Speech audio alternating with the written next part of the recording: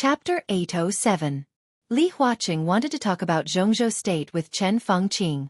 There was no doubt that even in the whole world, the two of them were the most qualified to talk about Jianghu state. The afternoon was quiet and heavy. The sunlight outside the window shone in through the window, seeming to soak the waves on the hidden dragon sea. The warm light shone on Li Huaqing's face. His eyes were a little complicated. Chen Fengqing's heart sank slightly. He had never seen Li Huaqing's eyes like this. There were all kinds of complicated emotions in those unfathomable abyss-like eyes. There was anger, regret, disappointment, and coldness. And hesitation. Hesitation. This was the emotion that Chen Fengqing didn't want to see the most. Chen Fengqing's palm shook. The delicate white porcelain teacup collided with the lid, making a harsh sound. His expression gradually became determined, like a rock. How can we not talk about Beihai when talking about Jianghu state? Chen Fengqing looked at Li Huaqing's eyes and said slowly.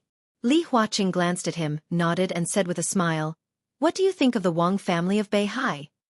"Meritorious," Chen Fengqing said calmly, "but no mistakes are the biggest mistakes." Li Huaqing was silent. No one could deny that. The Wang family of Beihai's contribution to Jianghu state was obvious to all. For hundreds of years, the rise of Jianghu state at every critical moment almost had the shadow of the Wang family of Beihai.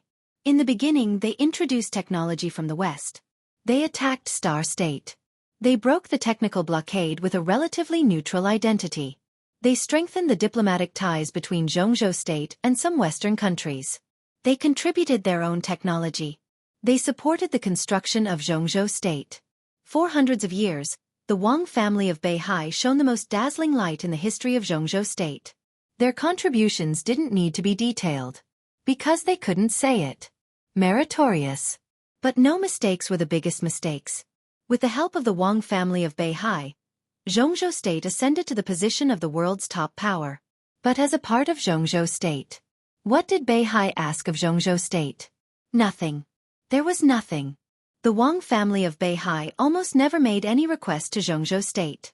This behemoth, which had a president and a prime minister and still controlled the southeast group, had always been detached from Jianghu state, but it was involved in some top-secret plans of Jianghu state. Beihai had no requirements for Jianghu state, nor did it rely on Jianghu state. This meant that they had a lot of choices. In this state, the Wang family of Beihai was like a shadow floating over Jianghu state. There was sunshine and glory. But in any case, it could not hide the fact that the Wang family of Beihai was too detached, too domineering, too strong and too free. Looking down from above. This was Beihai's attitude toward Jianghu state for hundreds of years. To put it simply, such a North Sea province could not be controlled. No one in power could control the North Sea province. This feeling of being out of control would make anyone in power restless. No one could imagine how much influence Beihai had on Jianghu state. The rise of Jianghu state was the growth of Beihai. Almost every group and every person in power in Jianghu state had seen a similar model. Or rather, they were different models in different eras. The model simulated the impact on Jianghu state if the Wang family of Beihai suddenly collapsed or parted ways with Jianghu state. Every model had a different time, so the consequences were different as well. The model contained a large amount of social data. It was densely packed, but the most eye-catching thing was that one line in the model. That was the line that represented the influence of the Wang family of Beihai on Jianghu state. The line was green at the beginning, but as time went on, it continued to rise, turning into dark green, light gray, light purple, reddish, and scarlet. 20 years ago, that line had already crossed the highest warning line, turning into a sinister scarlet red that was baring its fangs and brandishing its claws. The model was highly credible. A large number of sociologists, economists, psychologists, financial professors, politicians, and a large number of analysts were assembled. Every time the model was built, it was almost a super large team of thousands of people that analyzed and built it carefully. There was more and more data in the model. The latest model had millions of data. Almost no one knew what these data meant. To put it bluntly, if the Wang family of Beihai suddenly collapsed, or if the Wang family of Beihai broke with Jianghu state, the overall economy of Jianghu state would collapse at an unimaginable speed. Within a week, more than 400 industries in Jianghu state would suffer the first wave of impact.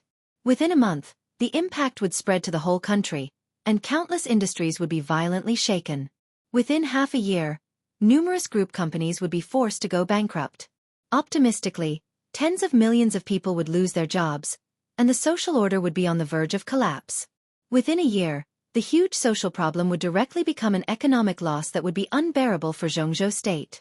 The national power would decline seriously, and the currency would depreciate or appreciate crazily. In the southeast region, Huiting, Wuxia, Xianxia, Jianghu, Jiangnan, Minnan and other provinces would almost be completely out of control. The political order of Jianghu state would also become chaotic. 2 years later, after the first wave of chaos of the Wang family of Beihai passed, Jianghu state would face a more severe situation. It was a disaster. It was not a natural disaster. It was a real disaster. This was the current Wang family of Beihai. They had contributed too much. Brilliant, glorious, gorgeous.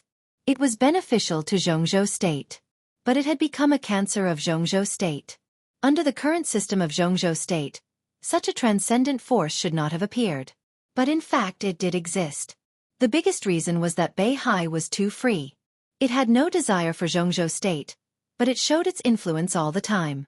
In this state, Beihai was very much like Rothschild in Europe at its peak hundreds of years ago, or the Vatican in a more distant time.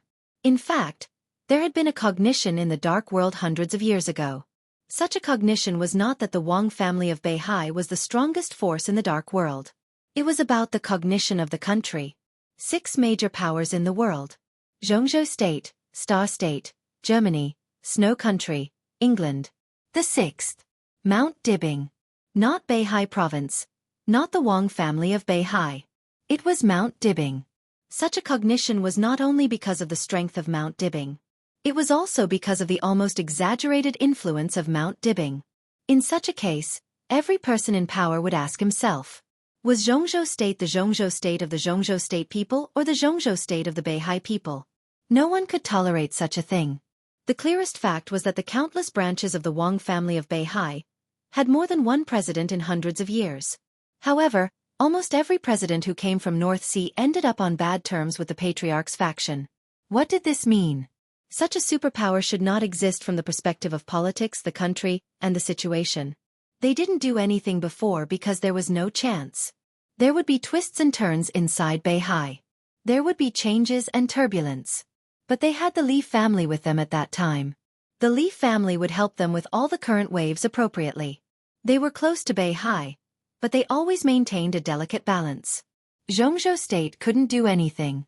The real opportunity began more than 20 years ago.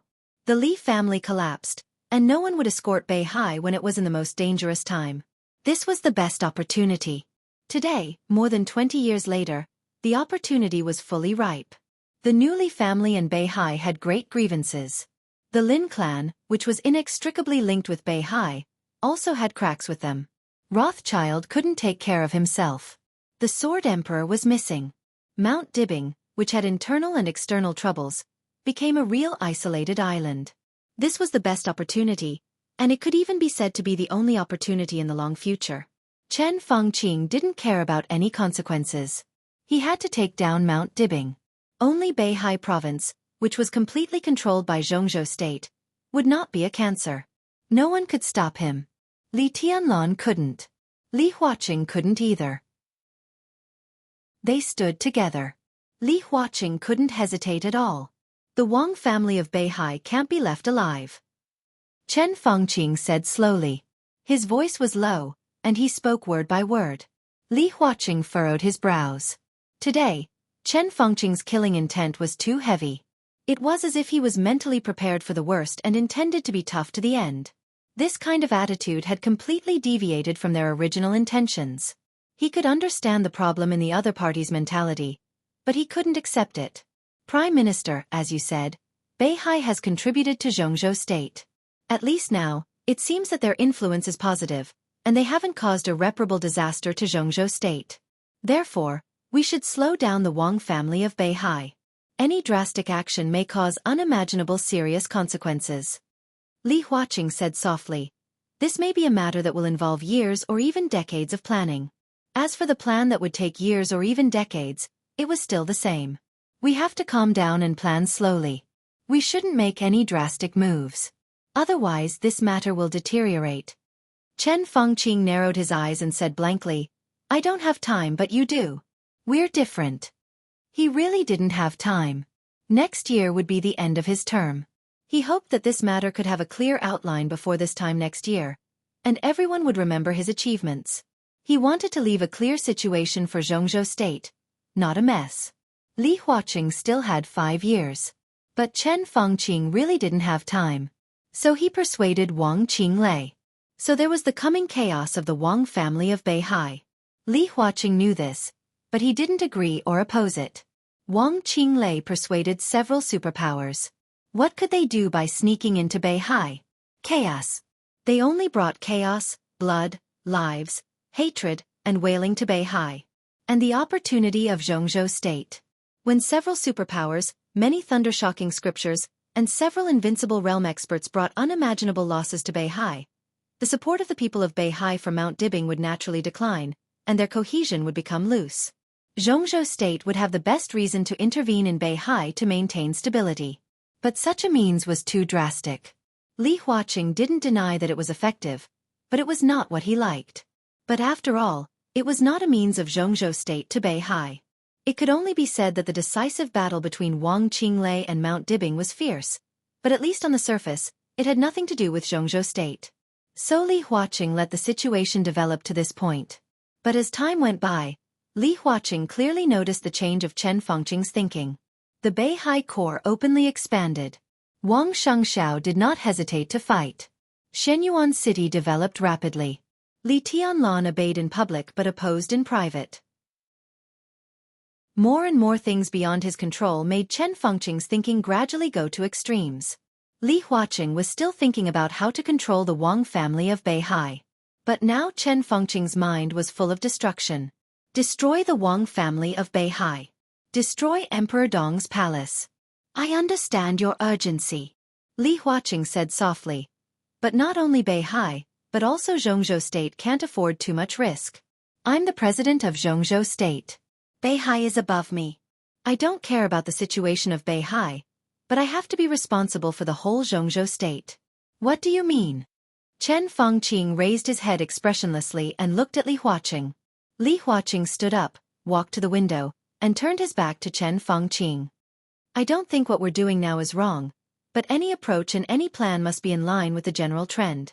The chaos that Beihai is about to face will be the last test of Jianghu State.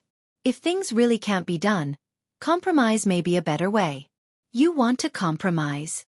Chen Fengqing abruptly stood up. Beihai is not an enemy. Li Huaqing quietly said, the purpose of a battle is not to kill or be killed. When necessary, both sides need a path of retreat. A Pyrrhic victory is no victory. When the odds of victory are not high, what's the point of being tough? Don't you know how many years Jianghu State has prepared for this plan? It's easy to say to give up. In the current situation, how can Jianghu State give up? This is a rare opportunity. If we let Beihai take a breather, Beihai's influence on Jianghu State will be more obvious in the future. Jianghu State is our Jianghu State, not the Wang family's Jianghu State. Do you understand? Chen Fengqing growled, and his face turned red. What you said makes sense, but it's not all right. Li Huaqing said flatly, Jianghu State now has Emperor Dong's palace. In the worst case, it's not unacceptable to let Emperor Dong's palace and Beihai form a new balance. You're thinking about defeat before the battle. The president is really far-sighted. Chen Fengqing sneered with undisguised sarcasm. We don't have a big chance of winning this game, and Beihai has no chance of winning either. We have our own positions. What's tested is the rationality and wisdom of both sides. We'll try to take something from each other when the other side can accept it. Beihai wants freedom, and we want to control it. Li Huaqing turned to look at Chen Fengqing. But that's all. We don't want war. No one wants war. What this game needs most is rationality. Those who are impulsive, have killing intent, and can't control themselves will end up out. Chen Fengqing narrowed his eyes and kept silent for a long time. The best news is that we're well prepared now. After more than 20 years of planning, we have a big chance of winning. So if possible, We can't give the Wang family of Beihai or Emperor Dong's palace too much time. Chen Fengqing lowered his head and kept silent for a while. Then he slowly said, I'll talk to Wang Qinglei, have a good talk. Chapter 808.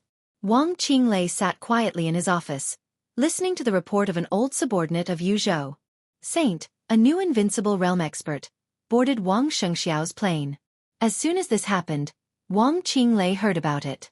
When everyone was thinking about the possible meaning behind it, Wang Qinglei was undoubtedly the most uneasy one.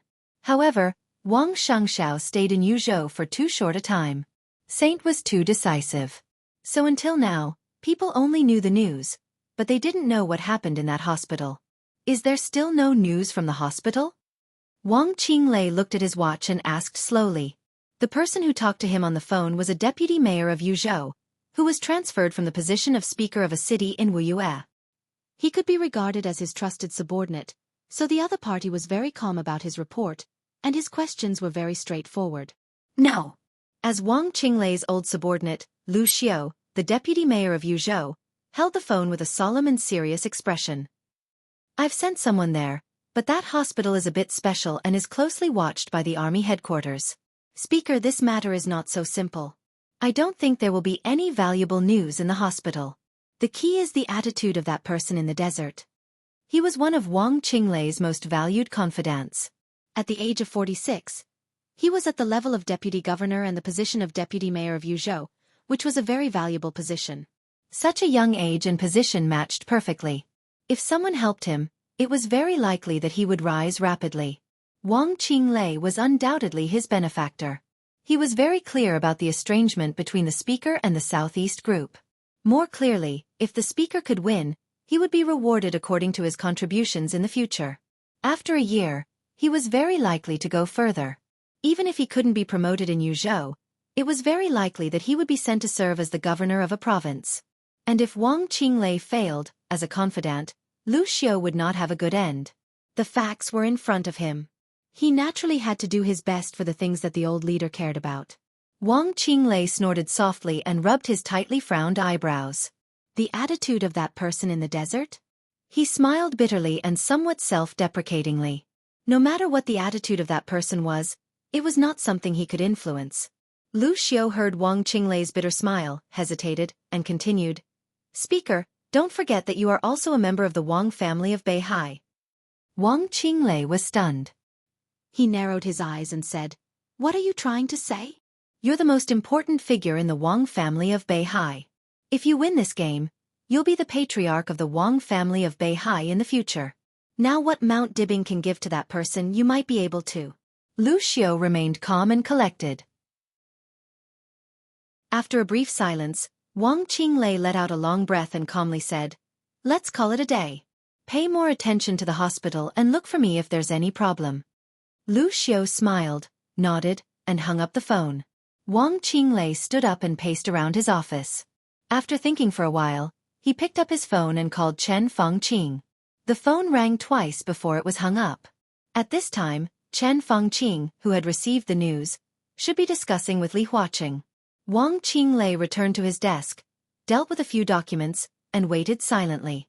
More than an hour later, his phone suddenly rang. Wang Qinglei answered the phone calmly. Hello, Prime Minister. Yes, Comrade Qinglei, are you looking for me? On the phone, Chen Fengqing's voice was steady and calm. His mentality might be a little unbalanced. But compared with Wang Qinglei, who had no way out, Chen Fengqing still had the right to control him.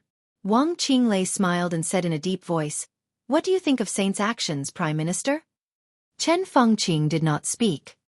Whether this is the test of Emperor Dong's palace or the decision of Emperor Dong's palace, Li Tianlan's wild ambition has undoubtedly been exposed. Prime Minister, I think we must take action. Wang Qinglei continued. What do you think? Chen Fengqing asked slowly after a moment of silence. I think we should pay a proper visit to Minister Dongqing. Wang Qinglei said without hesitation, not only Minister Dongqing Wudi, but also Minister Dongqing Hongguang. In addition, we need a clear attitude from the four spirit generals of Jianghu State, Gongsun Qi, Li Wangxing, and even Sai City, all the organizations that keep close ties with Emperor Dong's palace. They can be close to Li Tianlan, but they can't forget their responsibilities in Jianghu state. Go on, Chen Fangqing said with no fluctuation in his voice. In addition, I need the full cooperation of Jianghu state. Wang Qinglei continued. Yuzhou. Hidden Dragon Sea.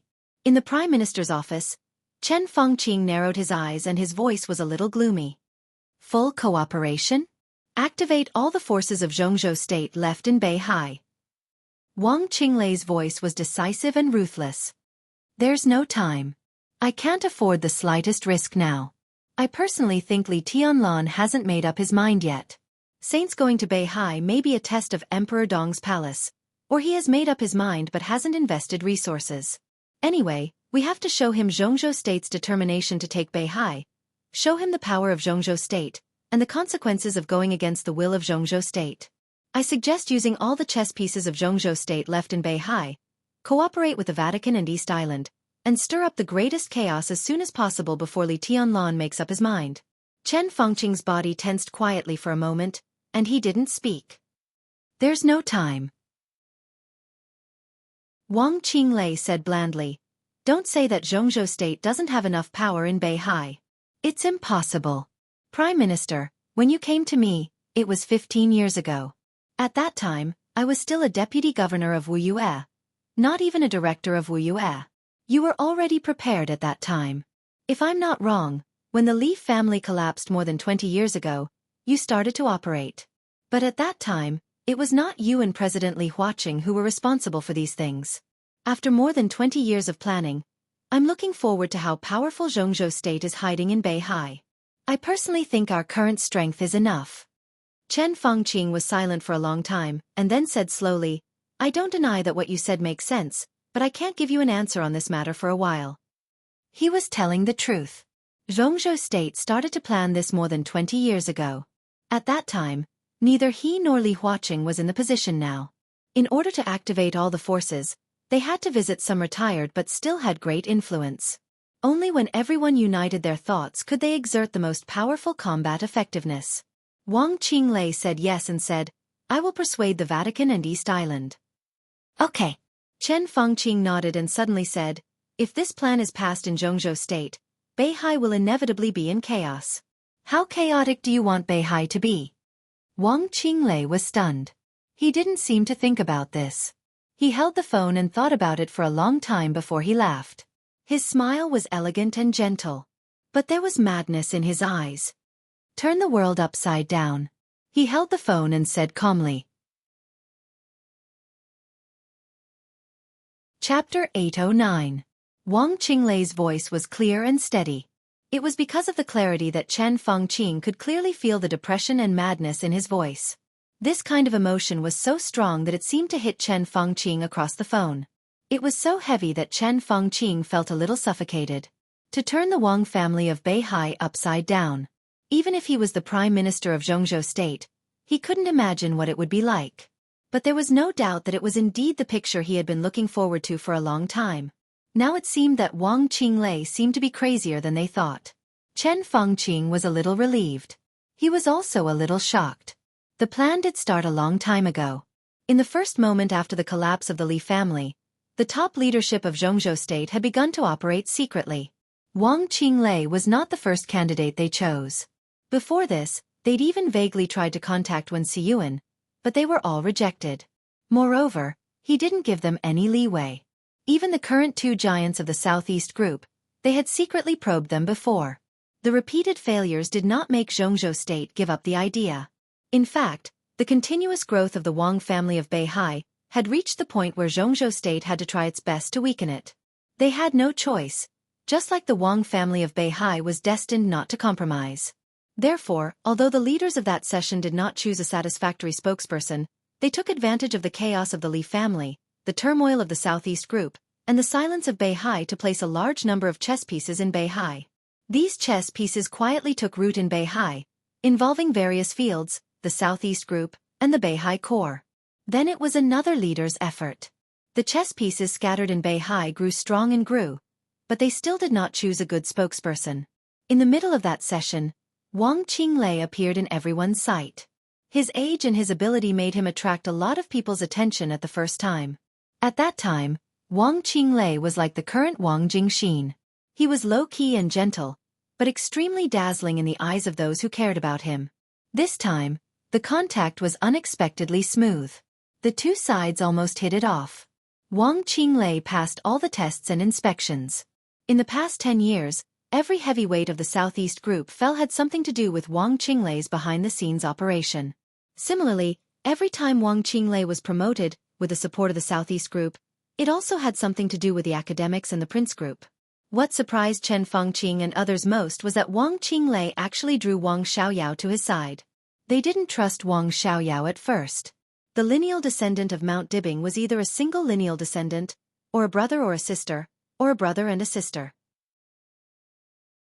For hundreds of years, the brothers who occupied the position of patriarch in Mount Dibing had never betrayed the clan. Wang Xiaoyao could be said to be the first case. Until now, Wang Xiaoyao had done a lot of things in secret. Even so, Chen Fengqing was still a little wary of him and did not pull Wang Xiaoyao into the core circle of their conspiracy against Beihai. But it had to be admitted that as Wang Xiaoyao approached Wang Qinglei, the two of them joined forces, and the arrangement inside Beihai province became easier. Today, the power of Wang Qinglei and Wang Xiaoyao, the power of the Vatican, East Island, the Jiang family of South America, and the power of Jianghu state. Adding everything together, they already had enough power to shake the foundation of the North Sea. That was why Wang Qinglei said he wanted to turn the North Sea province upside down. Confident and crazy. What do you need from me? Chen Fengqing was silent for a moment before he slowly said, "Give us enough credit." Wang Qinglei said. Chen Fengqing frowned. "You should know that we have never doubted you. Maybe we had an investigation before, but after so many years of cooperation, no one will doubt your position and determination." "I mean us," Wang Qinglei said blandly. "You mean Wang Xiaoyao?" Chen Fengqing narrowed his eyes. He is not only Wang Tianzong's younger brother, but also an invincible realm expert. At present, His Majesty, Morade, Jianghu Chu, Tianhai Wuji, and Yagyu Kurumi. On the surface we have 5 invincible realm experts. And there is another invincible realm expert in the dark, who is the only invincible realm killer in the dark world. 6 people. This kind of strength is very strong. But facing the Wang family of Beihai, no one dares to say that we are 100% sure. If Li Tianlan joins forces with the Wang family of Beihai, who knows to what extent Li Tianlan's strength will be? Who knows to what extent the strength of Saint will be? Who is sure that the Dark Knights will not intervene? Who is sure that the Lin clan will stay out of it? There are too many variables in this matter. Pulling Wang Xiaoyao into this circle can only be good. Wang Qinglei said. He is just one person. What can he change? Chen Fengqing didn't take it seriously. Don't underestimate Wang Xiaoyao. Wang Qinglei laughed in a low voice. On the surface, although he just entered the Invincible Realm last year, in fact no one knows when he broke through the Invincible Realm. Maybe he alone can stop Li Tianlan. If Jianghu state warns Mount Shu, Saint can't act rashly. In Northern Europe, it has been a bit lively recently. Wang Xiaoyao and His Majesty can join forces in Northern Europe and make trouble in Northern Europe so that Flaming Fire can't get away. In the Lin clan, Wang Xiaoyao can also use the resources in his hands to join forces with the Jiang family of South America. They target the branch of the Lin clan in South America, and Lin Fengting will be busy with his own affairs. Do you understand? Wang Xiaoyao can play a key role in this chaos. Not to mention these, we can't ignore his own combat capability. He has been working with me for many years, but he has never entered this circle. Your concerns will also become his concerns. Chen Fengqing held the phone and didn't speak for a long time. Trust Wang Xiaoyao? He always felt that something was wrong. But there was no reason to doubt what Wang Xiaoyao had done in the past few years. The main reason was his identity. He was Wang Tianzong's younger brother. They had the same father and mother. I've always wondered why Wang Xiaoyao would betray Wang Tianzong with his identity? Chen Fengqing asked. He had raised this question, but Wang Qinglei's explanation was not thorough enough. Because of his name, Wang Xiaoyao. Wang Tianzong's original intention was to let him be King Xiaoyao for a lifetime, the kind without power. But who would be willing to do so? Wang Tianzong is so dazzling. He was suppressed too much by my brother's side. That's it. Chen Fengqing shook his head subconsciously.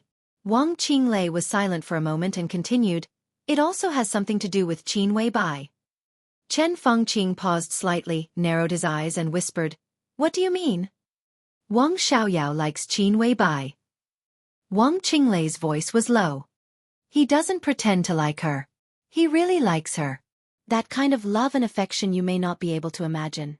It can even be said that he thinks about her day and night." Wang Qinglei smiled. As far as I know, before Li Tianlan appeared, Wang Xiaoyao personally begged Wang Tianzong, hoping that Wang Tianzong would personally propose marriage to Samsara Palace. The conditions he offered were too outrageous, so Wang Tianzong refused. The two brothers quarreled for a long time. It is said that Wang Xiaoyao even knelt down, but Wang Tianzong never agreed. Later, Wang Tianzong met Qin Weibai once. It is said that he wanted Qin Weibai to marry Wang Xiangxiao. Obviously, a woman like Qin Weibai is very suitable to be the hostess of the Wang family of Beihai. Her role is even greater than that of summer solstice. There is no need to elaborate the details, but everything should be true. I think the estrangement between the two brothers began at that time. Wang Xiaoyao also began to test me at that time and gave me preliminary cooperation. Later, when Li Tianlan appeared, Wang Xiaoyao and Wang Tianzong lost their thoughts. So, Chen Fengqing's face softened. For a woman? Qin Weibai is not an ordinary woman. Wang Qinglei said lightly. Chen Fengqing was silent. Qin Weibai was indeed not an ordinary woman. Her perfection was from the inside out, from appearance to thought. In the eyes of outsiders, she was absolutely a perfect, almost evil, or even terrible woman.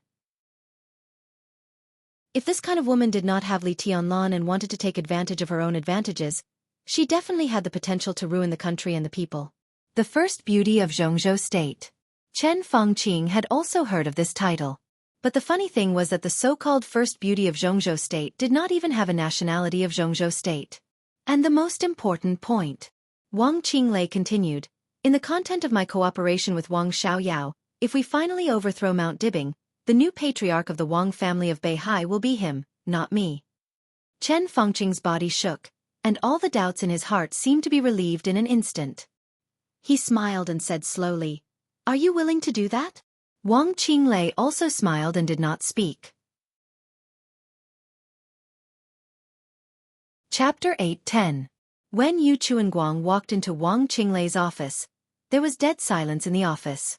As the owner, Wang Qinglei sat on the chair quietly and looked at the ceiling. He was as silent as a statue. "Something on your mind?" Yu Chuanguang smiled and asked casually. As the two biggest rebels of the Southeast group, the relationship between Speaker Wuxia and the governor could no longer be described as harmonious. It was clear that the fate of the two had been firmly intertwined. For this reason, the difference between the duties of the governor and the speaker had become extremely blurred between the two. Under the overwhelming pressure from the outside world, the two who held Wuxia tightly in their hands were like true confidants, and there was no longer any courtesy between them. Wang Qinglei opened his eyes, glanced at him, and shook his head silently. This movement was simple and pure. It did not mean to deny, but it showed endless exhaustion. This was the Wang Qinglei in Yu Chuanguang's eyes. In the eyes of the Southeast group, he had wild ambitions. In the eyes of the Wang family of Beihai, he was unforgivable. In the eyes of Chen Fengqing, Li Huaqing, and others, he was crazy and extreme. In the hearts of many cadres of Wuxia, he was deep and unpredictable. Different people had different Wang Qinglei in their hearts. In Yu Chuanguang's eyes, Wang Qinglei was just a bearer who was about to be completely crushed by the huge pressure. He had not been the governor of Wuxia for a long time, but when he was in contact with Wang Qinglei in private, he had always been like this. Wang Qinglei knew that there might be some factors that wanted to lower his and Wang Xiaoyao's guard, but he also knew that during this period of time, these years, and even these years, Wang Qinglei did not have a good time. Years of secret arrangements and plans were exposed little by little, and Wang Qinglei completely appeared in everyone's sight. In the crucial change of office only 1 year, the slightest movement in Jianghu State was enough to make Wang Qinglei highly nervous. "It's okay." Yu Chuanguang sat down, as if to comfort him, but his tone was calm and confident. It's just that Saint went to Mount Dibbing. It doesn't mean that he will cooperate with the Wang family of Beihai. It's just a possibility. We don't have to be so nervous. How can it be so simple? Wang Qinglei shook his head, and his voice was a little hoarse. Even if they really join hands, it's nothing. Yu Chuanguang said, Li Tianlan is indeed very strong, but he is not as strong as the rumors say. He is now the #1 expert in the dark world besides Lin Fengting. If he really dares to appear in Beihai, Xiaoyao can stop him. As for the other invincible realm experts who are related to him, you can handle the foreign ones and Xiaoyao can handle the domestic ones. In terms of pure strength, we still have the absolute upper hand. Wang Qinglei thought about it, smiled bitterly, and lit a cigarette. That's true, but when I think about it carefully, I still feel a little uneasy. I don't know where the problem is, or if I'm too worried about gains and losses. He took a deep drag on the cigarette, exhaled the smoke bit by bit, and said softly, We can't afford to lose. Yu Chuanguang was silent for a moment, then nodded. He was indeed a sore loser. Wang Qinglei couldn't afford to lose. He could not afford to lose either. There was no doubt that he came to Wuxia at great risk, or it could be said that he came to Wuxia purely because of his friendship with Wang Xiaoyao. He used to be the mayor of Huiting. In the eyes of most people, the mayor of a municipality serving as the governor of a province was definitely not a promotion, especially when Yu Chuanguang was the core of the Southeast group. It was impossible for ordinary people to sit in the position of mayor of Huiting. The Southeast group sent him here to prepare to regain the supreme power of Huiting. However, Yu Chuanguang chose Wuxia, which directly caused the Southeast group to be forced to give up the plan to take over Huiting, or at least to postpone the plan for several years. He gave up the position of Jianghu State Councillor and Speaker of Huiting. It was for the position of Jianghu State Councillor and Speaker of Wuxia. If Wang Qinglei could go up next year, this position could only be his. This was the balance between Wang Qinglei and Wang Xiaoyao. Yu Chuanguang played the core role. Only when he completely controlled Wuxia could Wang Xiaoyao control the Wang family of Beihai in the future. If Wang Qinglei couldn't go up, Yu Chuanguang would also lose the opportunity to enter the Jianghu State Parliament. Standing in this position, under the current situation, he and Wang Qinglei were facing the same situation. They were either soaring up the sky or falling straight into the abyss. Don't be too nervous. Yu Chuanguang was silent for a while, shook his head, and said softly, It is very likely that the several invincible realm experts related to Li Tianlan will not participate in this matter. Li Tianlan is also so powerful that he makes people desperate. One more person won't affect the overall situation. Wang Qinglei nodded, muttered and said slowly, At present it seems so. He shook his head again. Anyway, the sooner the chaos happens, the better. A long night is fraught with trouble. I can't afford to delay it. Xiaoyao also means the same. Yu Chuanguang said slowly, According to him, Mount Dibbing seems to have found something abnormal. At present, the work of investigating foreign forces is much more careful than before. They should have noticed something. It's too late. Wang Qinglei twitched the corner of his mouth, revealing a sneer. The little guy is still too inexperienced. When it came to the core members of the Wang family of Beihai, even if they were standing on the opposite side, Yu Chuanguang still didn't say anything. I don't want to wait anymore. Wang Qinglei said, They say that we need to be fully prepared. Hey, in fact there is no such thing as complete. For me, half of the certainty is enough to take a gamble. I just talked to the Prime Minister on the phone. In principle, the Prime Minister agreed to use the power of Jianghu State in Beihai. But I still need to communicate with other comrades to make a final decision, especially some old comrades. I will be in Yuzhou during this period. You should pay more attention to Wuxia.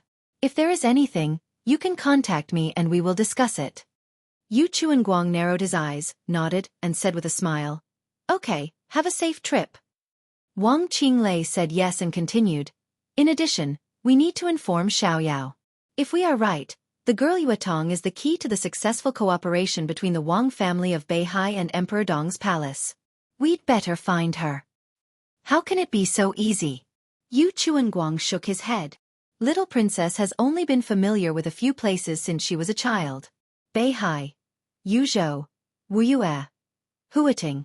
She has searched everywhere, but there is no news at all. Jianghu state is so big. If she wants to hide, finding her is as difficult as finding a needle in a haystack. Anyway, we still have to try. Wang Qinglei said, as for Wu Yue, organize an investigation in the near future. Yu Chuanguang nodded and didn't say anything. He suddenly asked, whose idea is it to find little princess? Yours? Or the Prime Minister? It's the council's idea. Wang Qinglei said calmly. Yu Chuanguang said yes, and his eyes were a little cold. Chapter 8:11. It was not the first time for Saint to come to Mount Dibing. Whether as the sword master of Mount Shu or as the supermaster of Samsara Palace, he had been here more than once. But this time was undoubtedly the best treatment he had ever received. Wang Xianxia was well prepared in this regard. No one knew that Saint was here to take the coldness of 9 states, but everyone knew that Saint was here on behalf of Emperor Dong's palace. In this way, the Wang family of Beihai would not be too exaggerated in any way. The more ostentatious it was, the more close the relationship between the two sides could be shown, and the more it could make some people who were secretly ready to make trouble inside and outside the parliament worry. Mount Dibing, which had been split by a sword, had been repaired a lot by the Wang family of Beihai regardless of the cost.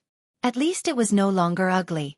The mountain and the foot of the mountain had become green and brilliant again.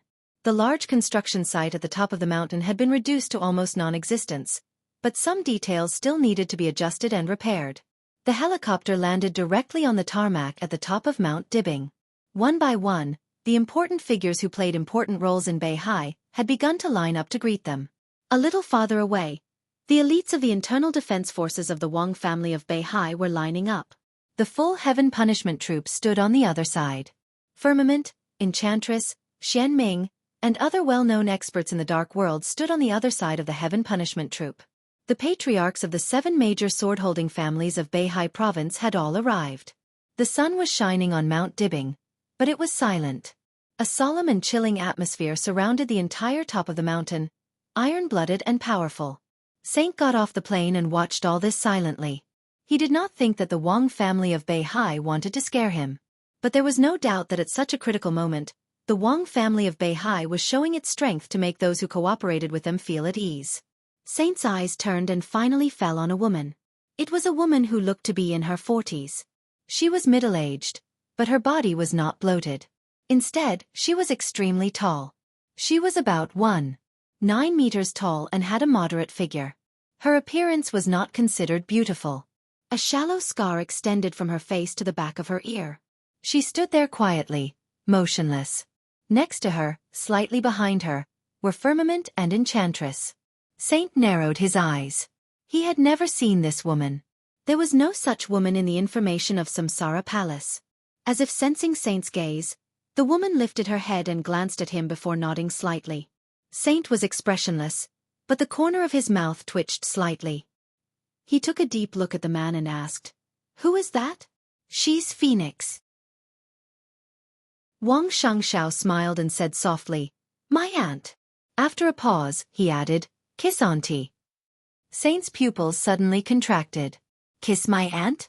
Which also meant, was she Xia Zhi's biological sister? Phoenix. Saint had never heard of this name, nor had he heard of this code name, but he could clearly feel how powerful this person was.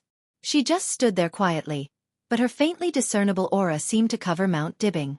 It was obscure, but extremely strong and blazing. That kind of aura was not deliberately aimed at Saint, but it made him feel a clear sense of oppression. The other party was very strong. Even in the eyes of an invincible realm expert, the other party was probably incredibly strong. This kind of strength and sharpness had almost surpassed the so-called realm. It was not the first time Saint had seen such a person. There were also such people in Jianghu state, and there was more than one. Li Tianlan in this state was one of them. Tribulation before the chaos in Eastern Europe was also one of them. Saint took a deep breath, glanced at the direction of the woman, and slowly said, "Sorry for my disrespect." The two sides were hundreds of meters apart. Phoenix slightly raised her head and glanced at him. Her body moved. The next second, she had come directly to Saint. At that moment, in Saint's perception, it was like a beast suddenly pouncing on him. In an instant, the sword intent surged all over Saint's body. The bright sunlight seemed to be twisted around him for a moment, and countless sword energy were fighting. It was all out of instinct. He took a step forward as if he was about to make a move. The woman froze and took another step back, indicating that she had no malice. Saint took a deep breath, suppressed the sword energy, and shook his head. "Sorry," he whispered. "My realm is not stable.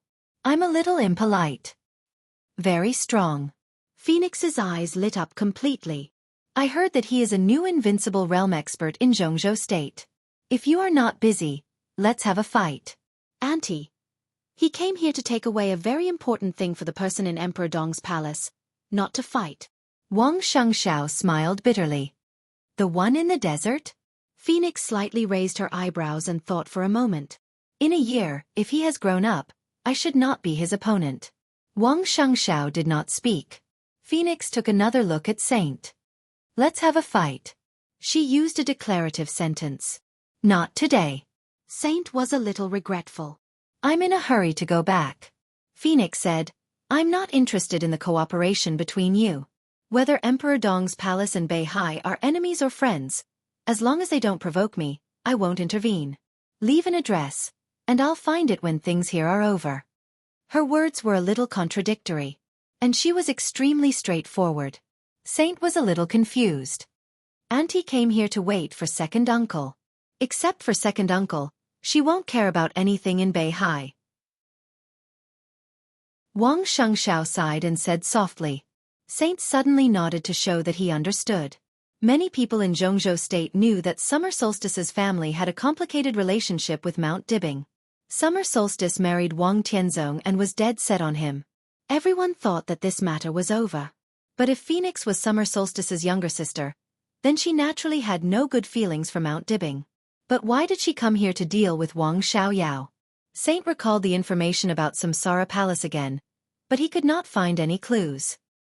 He could only temporarily suppress his doubts. Anyway, Phoenix's arrival could be regarded as adding a top combat force to Mount Dibing. Even if she was only responsible for dealing with Wang Xiaoyao, her role could not be ignored. "What realm is it?" Saint asked slowly. "Ice condensing mirror." Phoenix's tone was calm and natural. "Chi controlling, ice condensing, fire flaming, thunder shocking, invincible." Saint froze for a while and finally laughed. He seemed to think this matter was very interesting. "Okay." He nodded and said, "This is my phone number. When this matter is over, you can come to Yuzhou to find me." Phoenix nodded and turned to leave. Saint narrowed his eyes and looked around again. Only then did he find that at this time on Mount Dibing, there were some relatively strange or completely strange faces. The so-called relatively strange referred to the fact that they had never appeared on Mount Dibing before, but they existed in the secret database of Emperor Dong's palace. And completely strange meant that they were really completely strange. There was no doubt that the Wang family of Beihai had been fully prepared to deal with the upcoming chaos. Saint looked around and whispered to himself, "There is still one less invincible realm expert." "What invincible realm?" Xianxia was a little confused. "Nothing." Saint smiled and said, "Let's go and get the sword." Chapter 8:12. The black blade of coldness of 9 states shone with a dark luster under the bright light. All the staff in the laboratory had left early. Not long after the ultra-high temperature furnace went out, the empty hall was silent and scorching. The two halves of the divine weapon were placed on a huge platform. It was deep and heavy. It was quiet. It was a little cold. Even desolate. Saint's palm slowly touched the cold blade. The sword intent of coldness of 9 states seemed to resonate with his palm, but it was a little slow and looked weak. Saint's eyes were a little regretful or pitiful. What a pity. Winner takes all. Xianxia stood beside him, calm and emotionless. Saint nodded and then shook his head. He looked at coldness of 9 states, narrowed his eyes slightly and whispered, "How about coming with me?" Coldness of 9 states already had its own will. Perhaps it was not as smart as Shen Yuanfeng and could not express its emotions, but strictly speaking, it was also alive now, just a little ignorant. Saint gently tapped on the blade of coldness of 9 states and whispered, "I'll take you to find the other you." The blade of coldness of 9 states suddenly shook. An indistinct emotion spread out from the sword. There was some hesitation, some reluctance, and some yearning. After all, swords and people were different. People might need some other things to understand what Xianyuan Feng was. But the ignorant coldness of 9 states would not. In Eastern Europe, when the two swords collided in an instant, it could already understand that it was another version of itself. A more complete version of itself. It was cut off by the other version of itself. Saint looked at it quietly, feeling its reluctance, and didn't say anything. He didn't know if it was the same when the Wang family of Beihai handed coldness of 9 states to Dongqing Huangtu for the first time many years ago or many years later. But any life longed for completeness and freedom. So he didn't say anything more and waited quietly. Crack. In the clear sound of collision, the two broken blades of coldness of 9 states collided slightly and seemed to have made a decision. The two blades moved slightly towards Saint and quickly shrank. Saint held out his palm. Coldness of 9 states, which had become extremely soft, wrapped Saint's finger and spread all the way up, finally turning into a black arm guard. Saint lowered his head and touched the arm guard, feeling a little happy. He turned around and looked at Wang Xianxia. "Are you leaving after dinner?" Wang Xianxia smiled calmly. He seemed to be emotionless, but at the same time, he seemed to be suppressing all his emotions. From this moment on, the first murderous weapon that had accompanied the Wang family of Beihai for hundreds of years left the Wang family of Beihai. In its long life in the future, it would accompany another chosen one. This fact was bloody for everyone in the Wang family of Beihai. But Wang Xianxiao didn't show anything. For the first time, Saint sensed an unfathomable shrewdness from the new patriarch of North Sea. This was something that even Li Tianlan did not have. A hint of wariness flashed across his eyes, and he shook his head. "No need," he said softly. "I'm in a hurry to go back. I can't leave the hospital for too long." Wang Xianxiao was silent for a moment and nodded. "All right."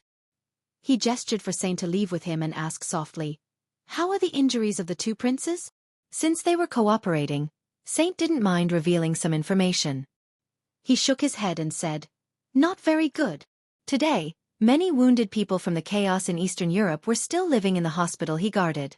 More than a year had passed, and some people had left the hospital, such as Gong Sun Qi and Yi of the 4 spirit generals.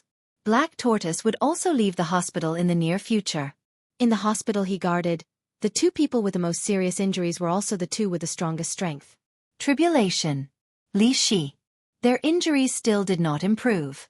So far in the battle in Eastern Europe, the two were still in a deep coma, and there was no improvement. Li Shi's position was unclear. If Tribulation could wake up, the first expert in the dark world might not be Lin Fengting. Now, an invincible realm killer with the codename Ju had become the top killer in the dark world and stood at the top. If Tribulation could wake up and recover, no one could imagine how terrible a super assassin who had crossed the boundary of the peak of the invincible realm would be. Wang Xianxiao nodded. Hearing the news, he didn't know whether his mood was good or bad. The helicopter on the tarmac was on standby after being resupplied. Saint shook hands with Wang Xianxiao and didn't say much. He boarded the helicopter and left Mount Dibbing directly. Next, he would go to Zhongyuan to deliver the coldness of 9 states, and then return to Yuzhou as fast as possible to guard those seriously injured people standing beside Li Tianlan. Wang Xianxiao stood on the tarmac and looked up at the helicopter taking off. It went farther and farther in the air and finally became a small black dot. He didn't speak for a long time. Without a sound, the tall phoenix walked over. Her footsteps were as light as a large cat's. "This man is very strong." She looked up at the direction where the helicopter left and said slowly, "How can the deputy palace master of Emperor Dong's palace not be strong?" Wang Xianxiao said quietly, "According to our analysis, although he is over 40 years old, he is still very likely to step into the peak of the invincible realm. His foundation is too stable." Phoenix nodded and said yes. "Did he take the coldness of 9 states?" Phoenix asked. Wang Xianxiao said yes. "He took the murderous weapon human emperor?"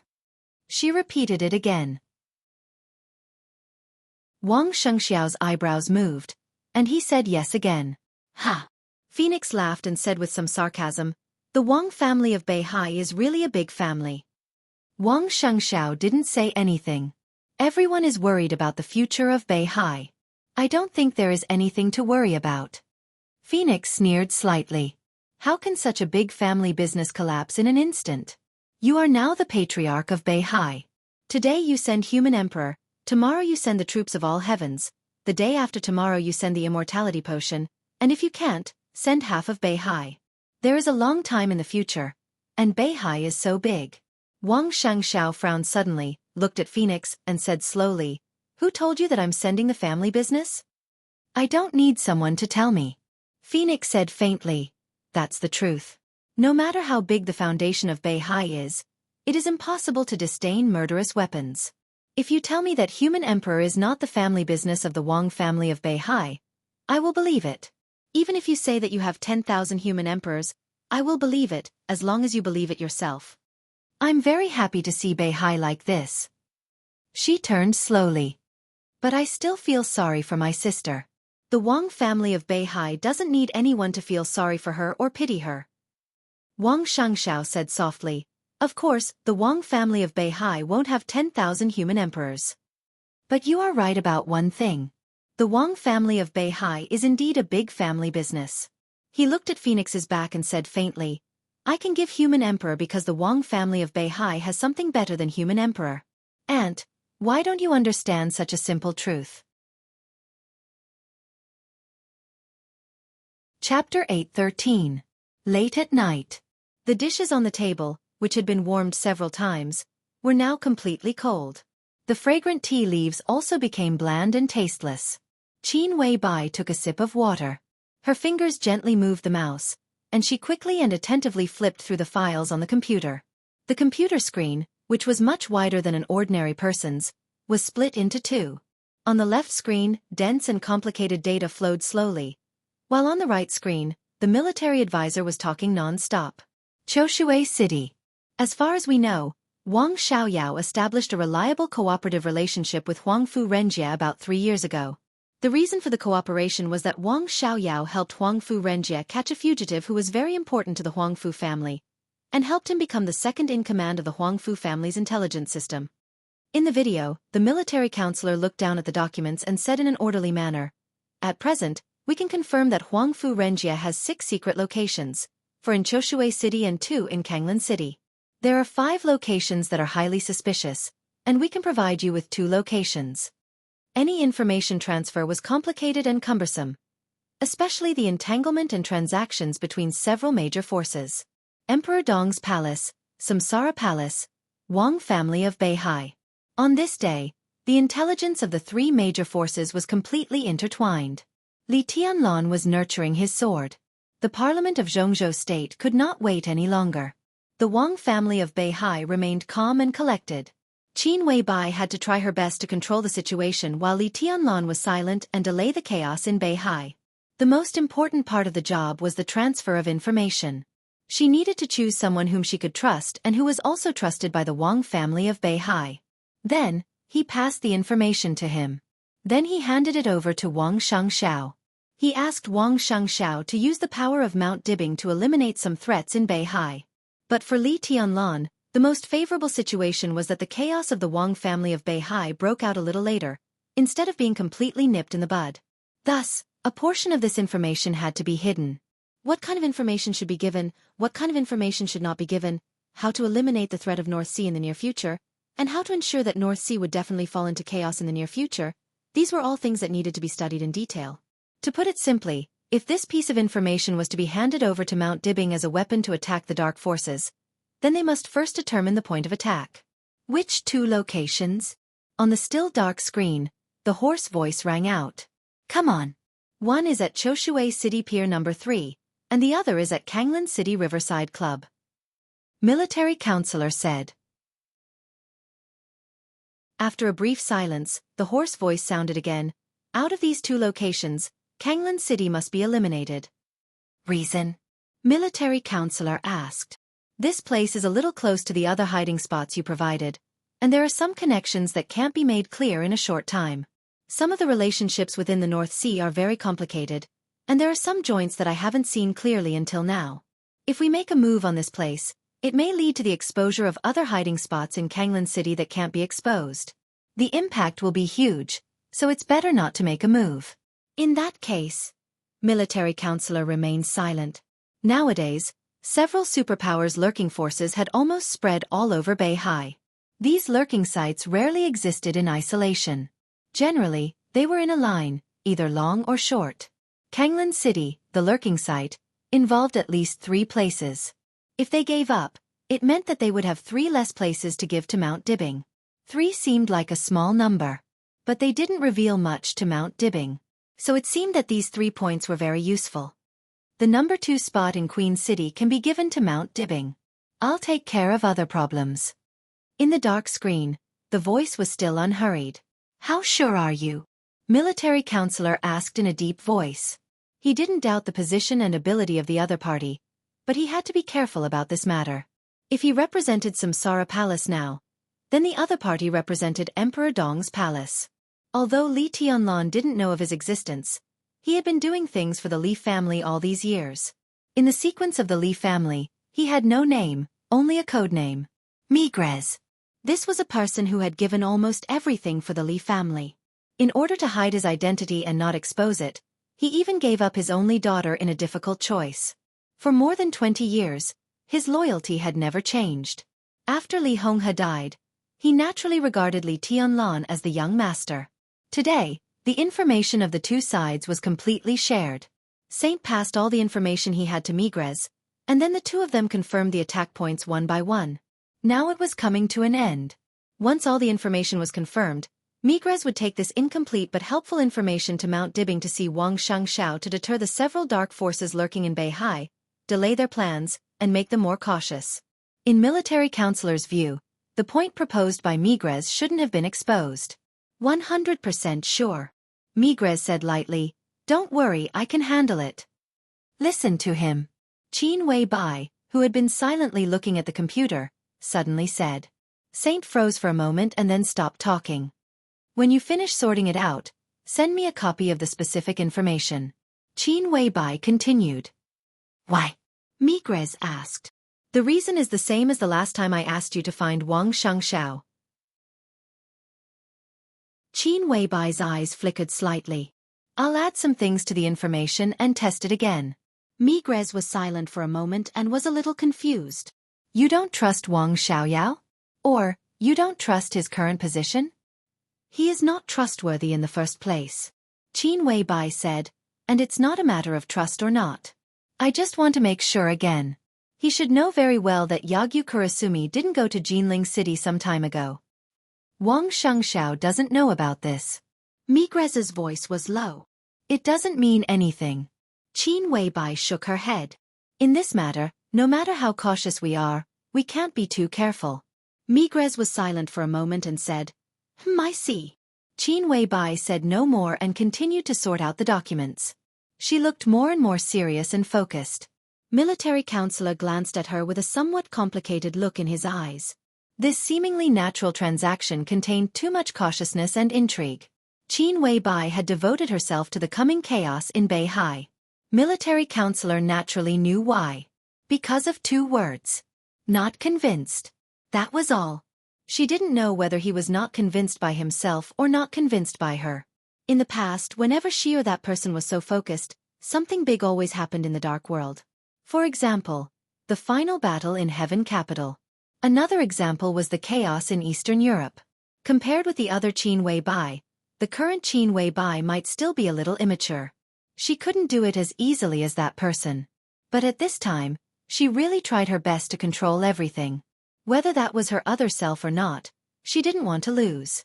Military counselor took a deep breath, reached out his hand, knocked on the table and whispered, Let's study it. Chapter 8:14.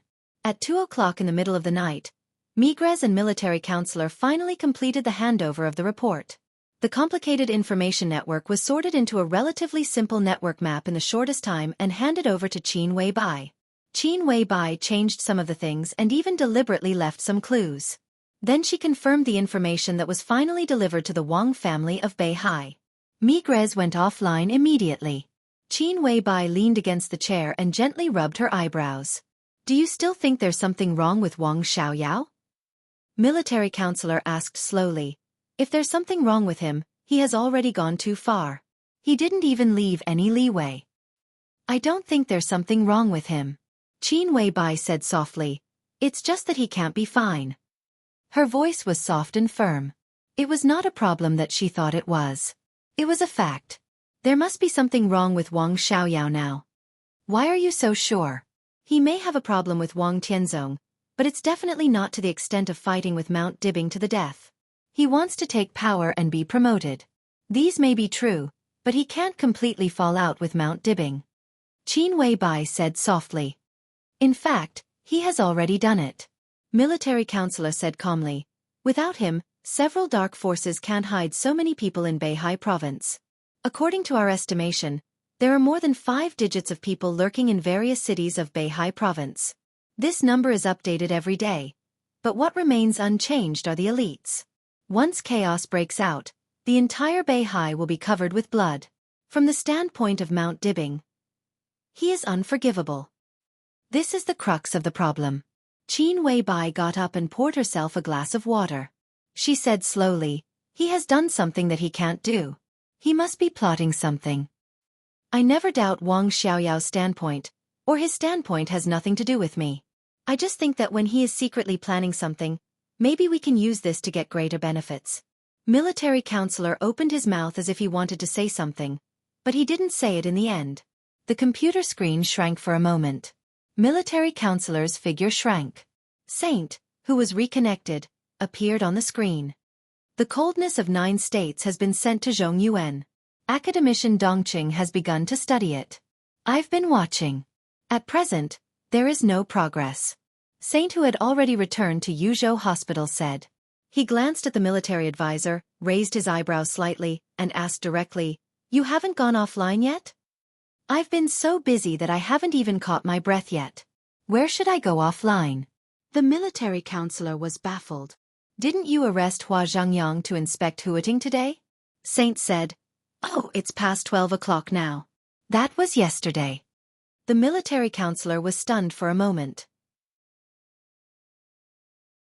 He slapped his forehead and said, I forgot. Actually, I didn't pick him up yesterday. We agreed to have dinner together. Did I offend someone? Saint chuckled and did not say anything. Has the fusion direction of Shenyuan Feng and Chill of the 9 states been decided? Qin Weibai interrupted the two and asked directly. There was no doubt that Dongqing Wujin was a well-deserved weapon development expert in Zhongzhou State, especially in terms of individual weapons. He was second to none in the world. The 2 models of sniper rifles of the Dongqing clan, Mad Strike and Sky Attack, had proved this. The small optical camouflage system on individual equipment could also prove this. For the entire Zhongzhou State, he was more than just a top talent. The existence of Dongqing Wujin was completely an authoritative figure in the field of individual weapons. The direction is the same as last time. Saint said, he means that the power of Shenyuan Feng doesn't need to be improved anymore. The only shortcoming now is the charging speed. After the fusion, Shenyuan Feng can not only bear the sword intent of Tianlan, but it can also be charged and used as a murderous weapon to speed up its energy absorption. This is the best choice. Qin Weibai nodded and didn't express any opinion. She just said softly, Migres will soon give the intelligence that the Wang family of Beihai needs to Wang Xiangxiao. The first wave of chaos in Beihai province is coming, but this time it will be led by Mount Dibbing. The Vatican, East Island, and the Jiang family of South America will all have some people lurking in Beihai. You two need to discuss this, because we also need some usable people to lurk in Beihai. Whether it's to deal with future variables or the coming war, they are useful. In addition, we also need a group of people to support Beihai. What do you think? Saint looked at the military counselor. The remaining forces of the Samsara Palace were in the hands of the military counselor, and these forces would be integrated into Emperor Dong's palace bit by bit in the future. This operation might be the first step for the forces of the Samsara Palace to be integrated into Emperor Dong's palace. I have a lot of suitable people here. Military counselor said indifferently, but I need to figure out one thing. Are these forces lurking in Beihai to target other forces lurking in Beihai, or to compete with the Wang family of Beihai in the future? Both. Qin Weibai glanced at him. Then divide the list into 2 parts. One part will be hidden in the dark and stay dormant for a long time to strengthen our current forces in Beihai. The other part will be responsible for dealing with other forces. Emperor Dong's palace can also send some people, Saint said. The power of Mount Shu could hardly be used in this operation. Although the parliament had not talked to him until now, Saint knew very well that he himself might be under all kinds of restrictions. But the elites of Emperor Dong's palace could be used by Li Tianlan. The starting point of Emperor Dong's palace was extremely high. The main combat force under Li Tianlan's command were the best chosen from the graduates of the Deep Sea Academy and the Sky Academy. They had just graduated more than a year ago and might have seemed immature. But now, they were strong enough to be a force that could not be ignored. But the people of Emperor Dong's palace have to wait for Tianlan to make up his mind. Saint said. That day won't be too far away. Qin Weibai rubbed the cup with both hands and said indifferently, You are the deputy palace master. You can take out a list first and try to be as detailed as possible. Saint nodded and did not say anything else. Qin Weibai turned off the video and the computer. Her gaze was distant, looking in the direction of the North Sea province. Countless conspiracies and plots had begun to evolve and spread in the land that had been stable for hundreds of years. Emperor Dong's palace, Samsara Palace, Mount Dibing, the Parliament, the Jiang family of South America, the Vatican, East Island, King Xiaoyao of Snow Mountain. There were also countless forces in the dark world that were ready to make trouble. Everyone's eyes were focused on Beihai, the place where demons danced. Qin Weibai smiled. Her eyes were bright and full of expectation.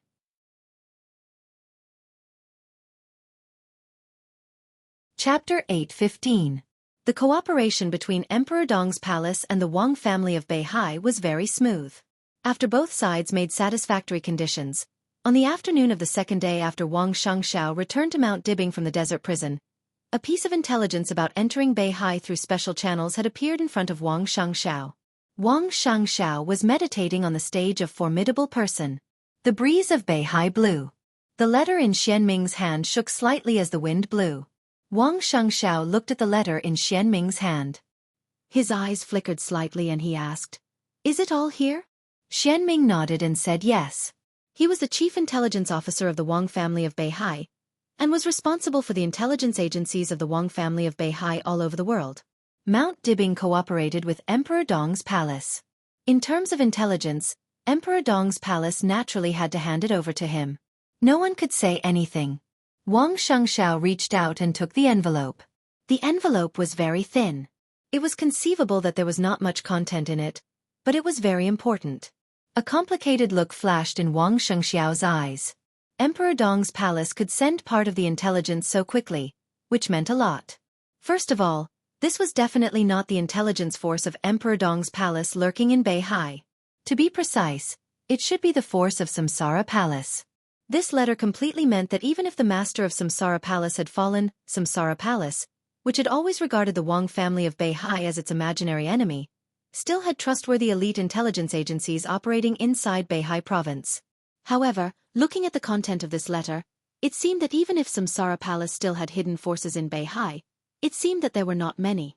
Because Emperor Dong's palace provided very little information. Very little, but extremely accurate. Wang Xianxiao was not sure if the other party had hidden information. But at least if the content of the letter was true, Emperor Dong's palace did provide a very good clue. This was a very timely news. There are only two places. The intelligence of Samsara Palace is sure that there are elites of East Island lurking in Beihai in these two places. They are in Jianghu and Floating Island. Wang Xianxiao handed the envelope to Xianming and said quietly, Compare them. Xianming took the letter and glanced at it. He frowned and said, If the news is true, then these two places are indeed out of our control. Of course, the Wang family of Beihai was not blind or stupid. Since he knew the actions of several dark forces, Wang Xianxiao had immediately after ordering the investigation of the entire Beihai province, the intelligence agency of Mount Dibing had been fully operational. In the past, they did not guard against Wang Xiaoyao and knew very little about his private life. Naturally, they did not know some of his secret strongholds. But nothing could be really flawless. As long as they carefully investigated, there would always be some flaws. Xianming almost wholeheartedly focused on this, looking for clues bit by bit. The work had progressed to the present, and there had been some results. However, the time was very short. At present, They had only determined a general direction. The information given by the Samsara Palace was in Xianghu City and Floating Island City. Xianming hadn't found any clues in these two places yet. The intelligence of Samsara Palace was indeed helpful. A good clue, isn't it? Xianxia said calmly. Send a group of people out and start with these two clues. Try to dig out more information and find out all the rats lurking in front of our house. Don't leave any alive. Xianming was stern inwardly. He nodded solemnly. I will do it immediately.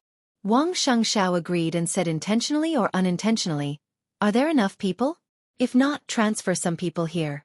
Jiangnan Society also has people in Beihai, right? Let them join in. Xianming was silent for a moment, then nodded and said, okay.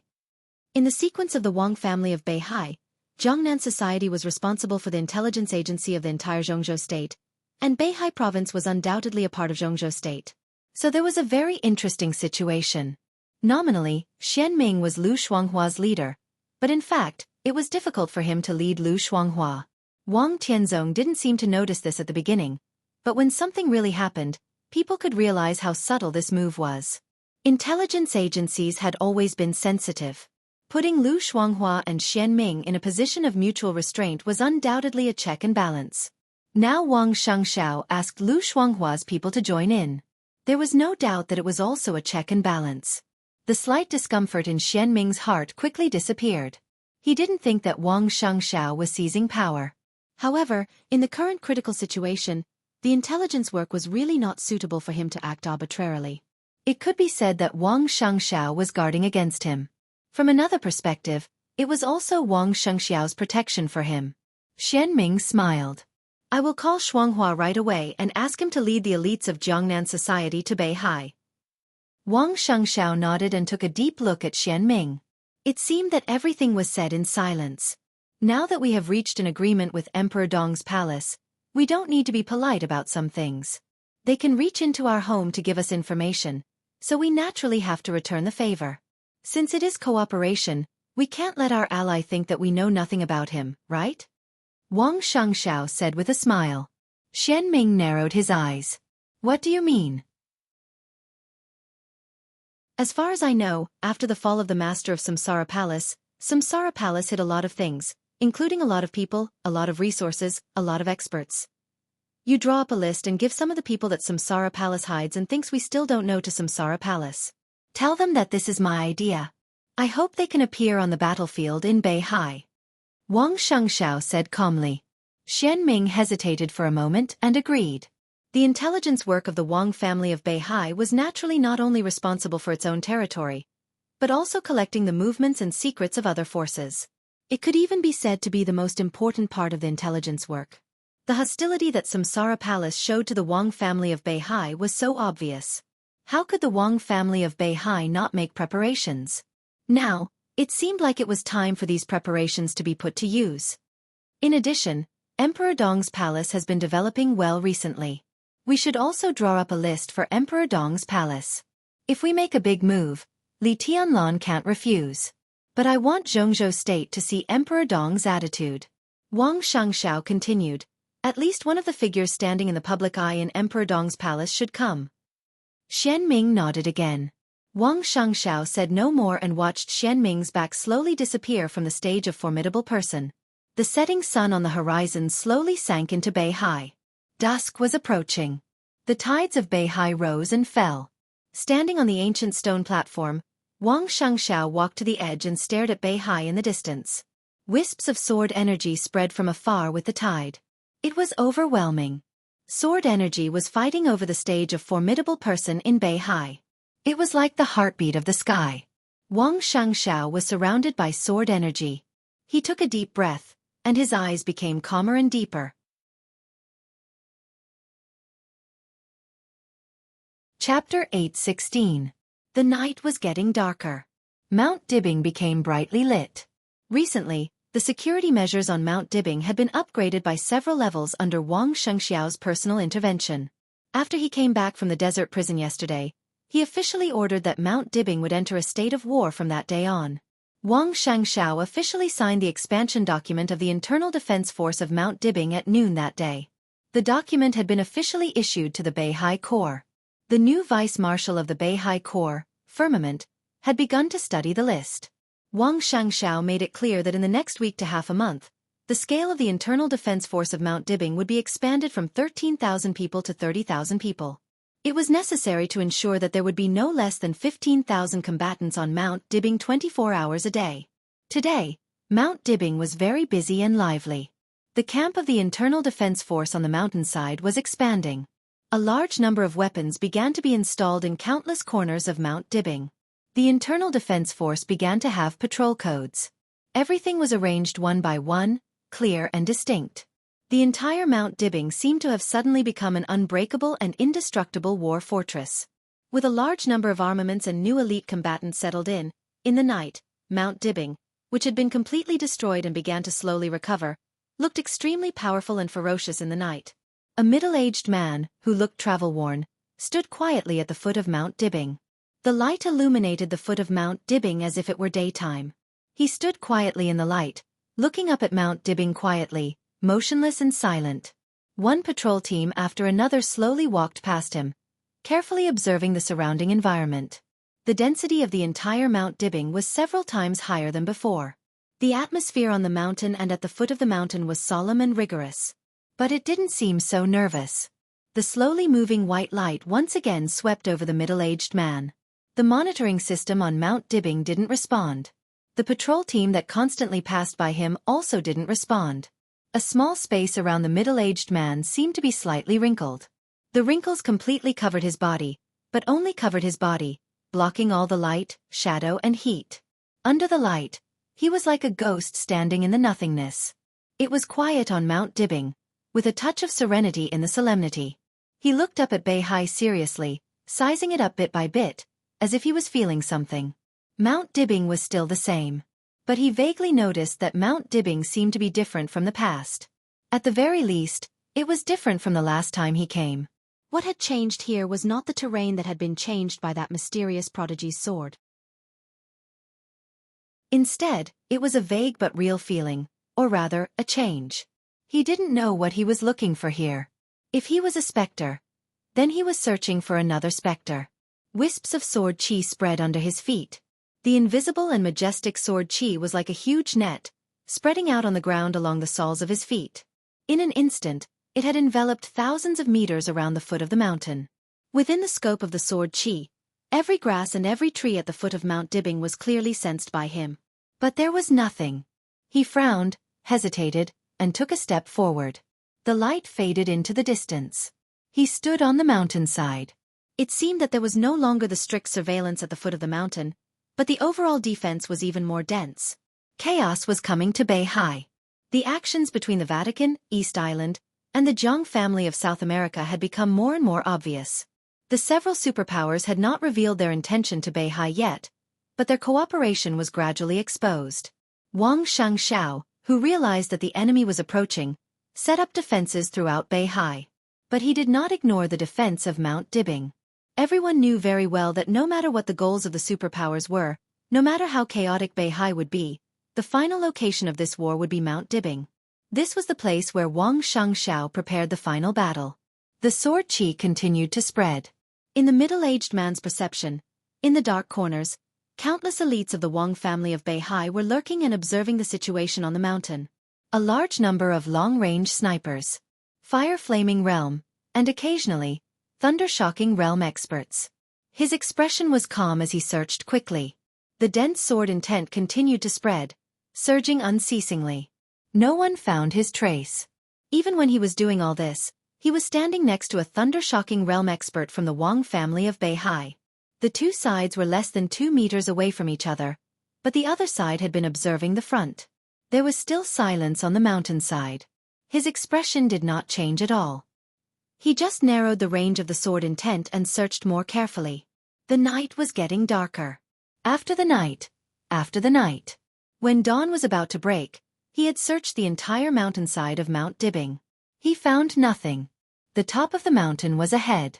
He frowned and continued to go up. The tide rose and fell. The tide-like sword chi on the stage of formidable person began to retreat to Beihai.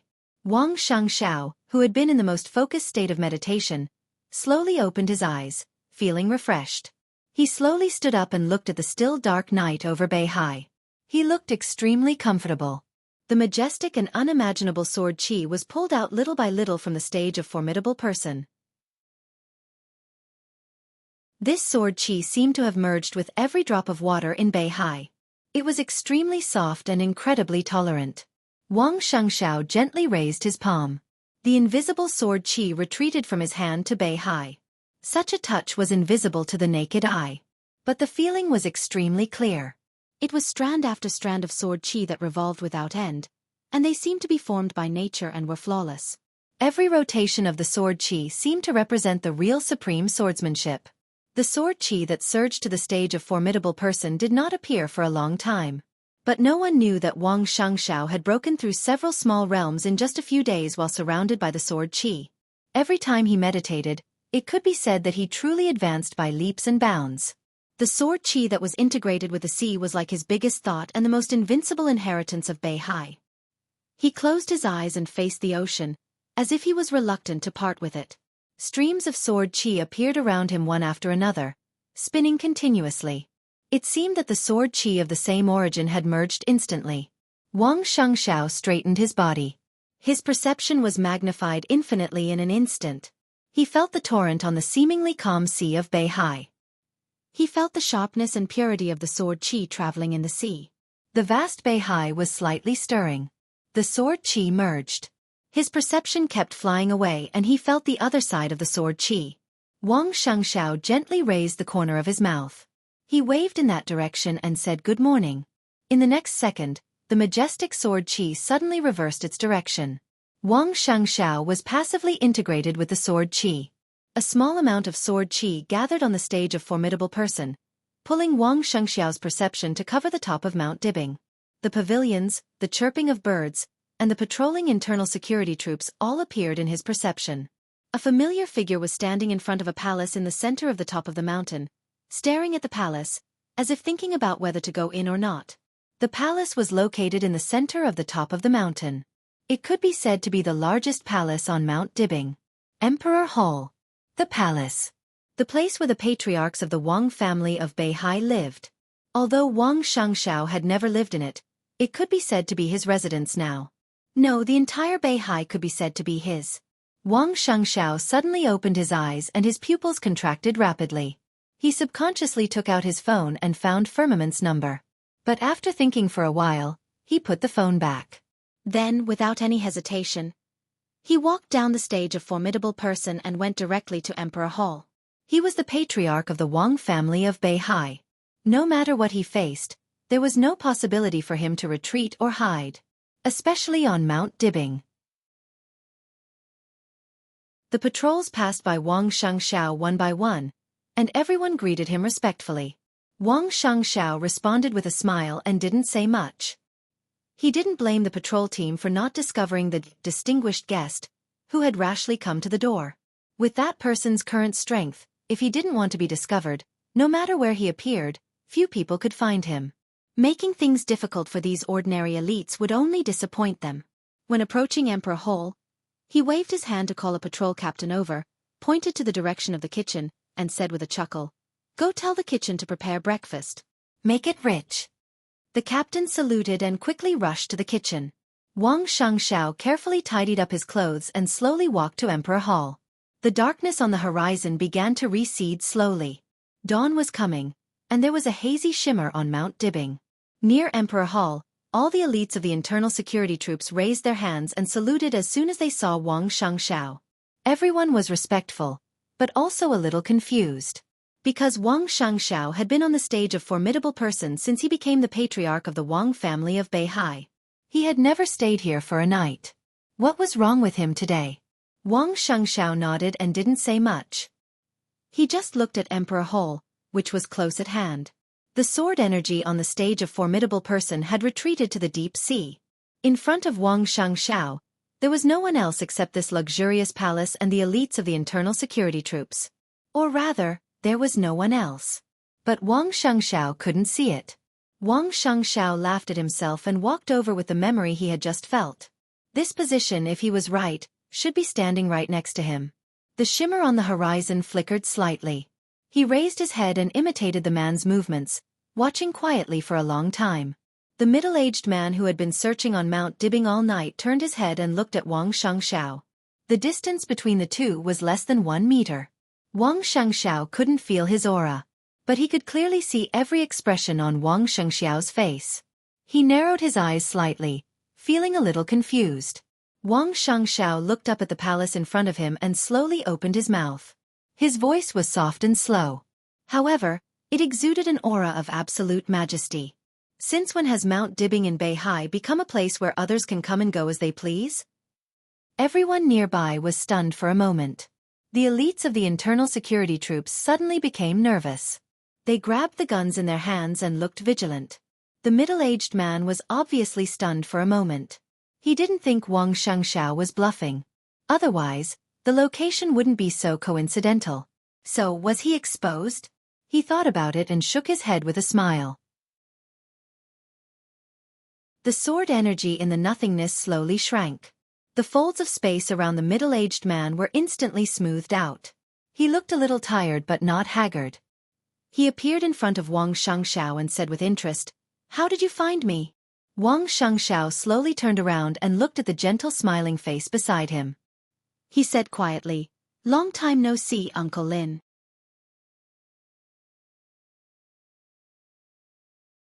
Chapter 8:17. Crack. There was no uproar or chaos before Emperor Hall. In the face of the sudden change, the elites of the internal security forces of Mount Dibbing showed a completely rare quality. All the people who saw this scene raised their guns in silence and pulled the bolts. The black muzzles were aimed directly at the middle-aged man who suddenly appeared, as if they could fire at any time. Uncle Lin. This title sounded really polite. No matter what the relationship between this man and Wang Xianxia was, for today's Mount Dibbing, he was indeed a veritable uninvited guest. He came uninvited, sneaked around, and hid his head but showed his tail. These words could all be applied to him. This was really an extremely embarrassing thing. Lin Fengting was a little embarrassed and even a little guilty.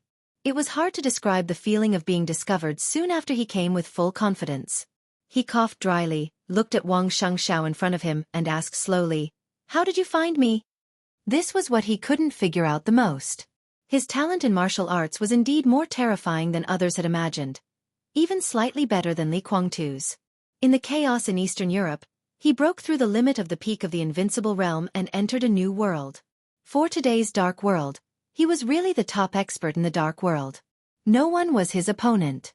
However, what many people didn't know was that breaking through the limit of the peak of the invincible realm was not his end.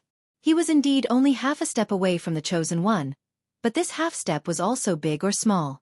He stood at the forefront of this half step and could vaguely see the end of martial arts. This feeling was very subtle. Not all people who broke through the limit of the peak of the invincible realm could stand at this height. This feeling, if really put into detail, was very much like the state when Wang Tianzong broke through the last step. However, Lin Fengting knew very well that he could only stop here. It was precisely because he could see the end of martial arts that he could clearly understand what he needed to pay in order to reach that step. Talent, luck, personal will, physical fitness, all of these were indispensable. But unfortunately, Lin Fengting almost did not have any of these conditions. To a martial artist, this was the saddest thing. Martial arts cultivation was originally a road to heaven, but not everyone could reach the end of this road. Every day, at every moment, someone would discover this fact. Maybe it was from the ice-condensing realm to the fire-flaming realm, or from the fire-flaming realm to the thunder-shocking realm, or from the thunder-shocking realm to the invincible realm. There were always some checkpoints in front of them, telling them that they could only go this far and could not go any further. Lin Fengting never thought that he would be stuck at this step. He was naturally disappointed, but he seemed to have been too lazy all his life, so even his disappointment was not too obvious. After adjusting his mood, he quickly stopped worrying about this matter.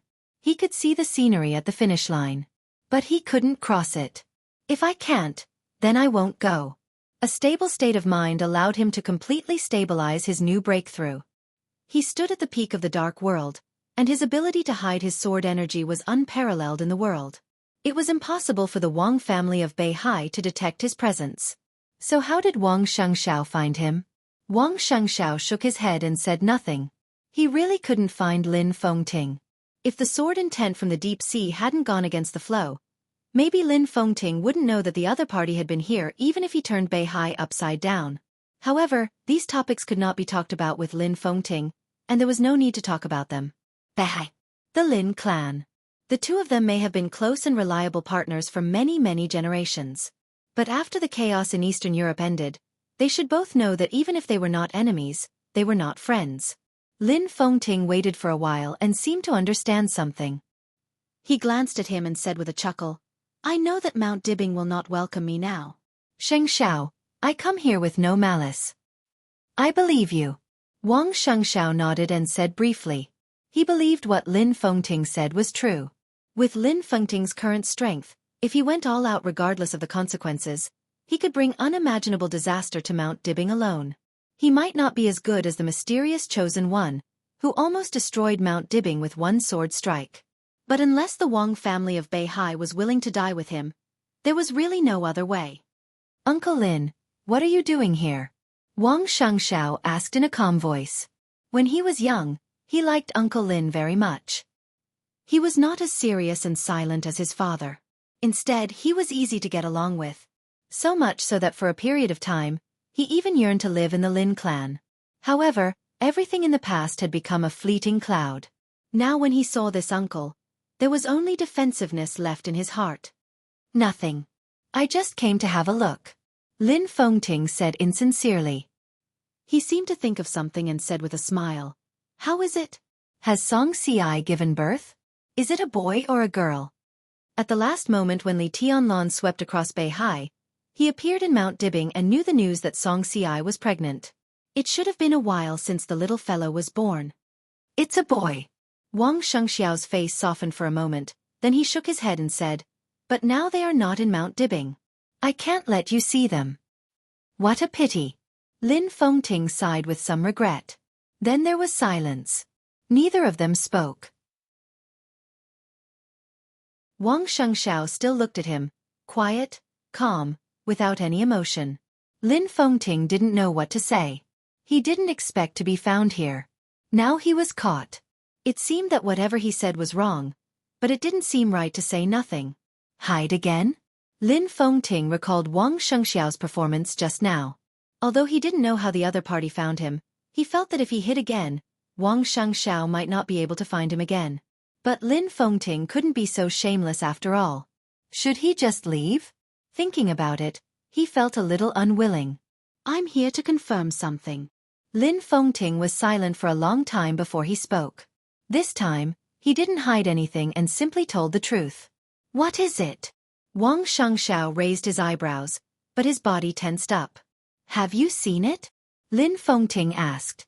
Wang Xianxiao frowned and shook his head, saying, I don't know what you're talking about. You don't have to hide anything. In fact, it's meaningless to hide. Let's not talk about our current relationship. At the beginning, Beihai and the Lin clan were inseparable. I can know the existence of that thing. How can you not know? Or, did you misunderstand the meaning of inseparable? Do you think Beihai can have that thing? Doesn't the Lin clan have it? Lin Fengting asked. Wang Xianxiao frowned more tightly. He glanced at Lin Fengting and said slowly, I didn't mean that, but I really don't know what you're talking about, and I don't know why you think so. Human Emperor. Lin Fengting said calmly, A day ago, I was still enjoying the spring in the southern hemisphere, but I learned the conditions you negotiated with Tianlan. You're willing to hand over the Human Emperor, so there's only one possibility. That thing has recovered. We have no choice but to hand over the Human Emperor. We do need the help of Li Tianlan and Emperor Dong's palace, but this doesn't prove anything. Really? Lin Fengting asked blandly. The Human Emperor is the core foundation of the Wang family of Beihai, and in your current situation, you may not have to use such an important thing to make allies. This is not a choice. In my opinion, this is giving up. You can give up the Human Emperor only because the Wang family of Beihai has something better than the Human Emperor. Xianxiao, what are you worried about? Are you worried that I'll take it by force? Even if I'm really so despicable, that thing is here. Can I take it away? I'm not even sure if I'm a match for it. In that case, why are you so persistent? Just to have a look? Just to have a look. Lin Fengting nodded seriously. To see what it is that can really protect such a glorious family. Uncle Lin, you can go home and have a look. Wang Xianxia stared at Lin Fengting's face. You just said that the Lin clan also has what the Wang family of Beihai has. That's why I came to have a look. I can't find that thing. He spread his hands. I can't find it in Beihai, nor can I find it in the Lin clan. It's been decades, and I don't know where it is. I only know that it's within the scope of Worry-Free Villa. Who knows what it is?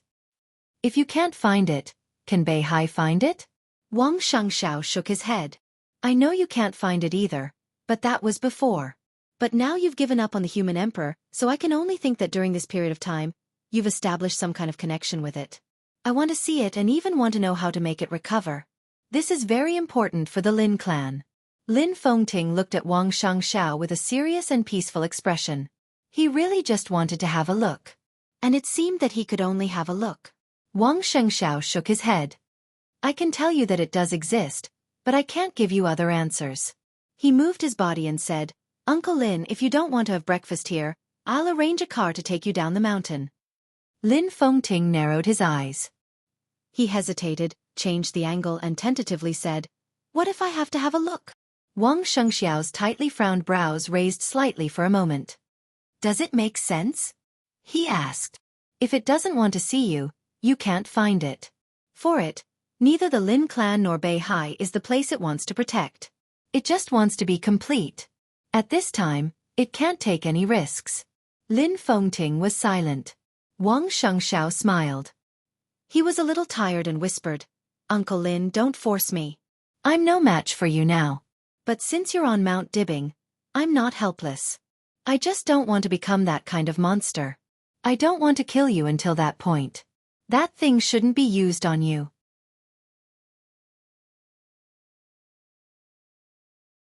Chapter 818. In Samsara Palace, Saint was the most idle. In Emperor Dong's palace, Saint was also the most idle. Different positions meant different responsibilities to be shouldered. Military counselor and Flaming Fire's original positions were to escort Li Tianlan's growth. One of them mastered force, and the other mastered resources. Both of them could play an irreplaceable role in Li Tianlan's growth. But Saint was different. From the very beginning, he was regarded by the master of Samsara Palace as Li Tianlan's future right-hand man. Now Li Tianlan was cultivating his sword in the desert prison.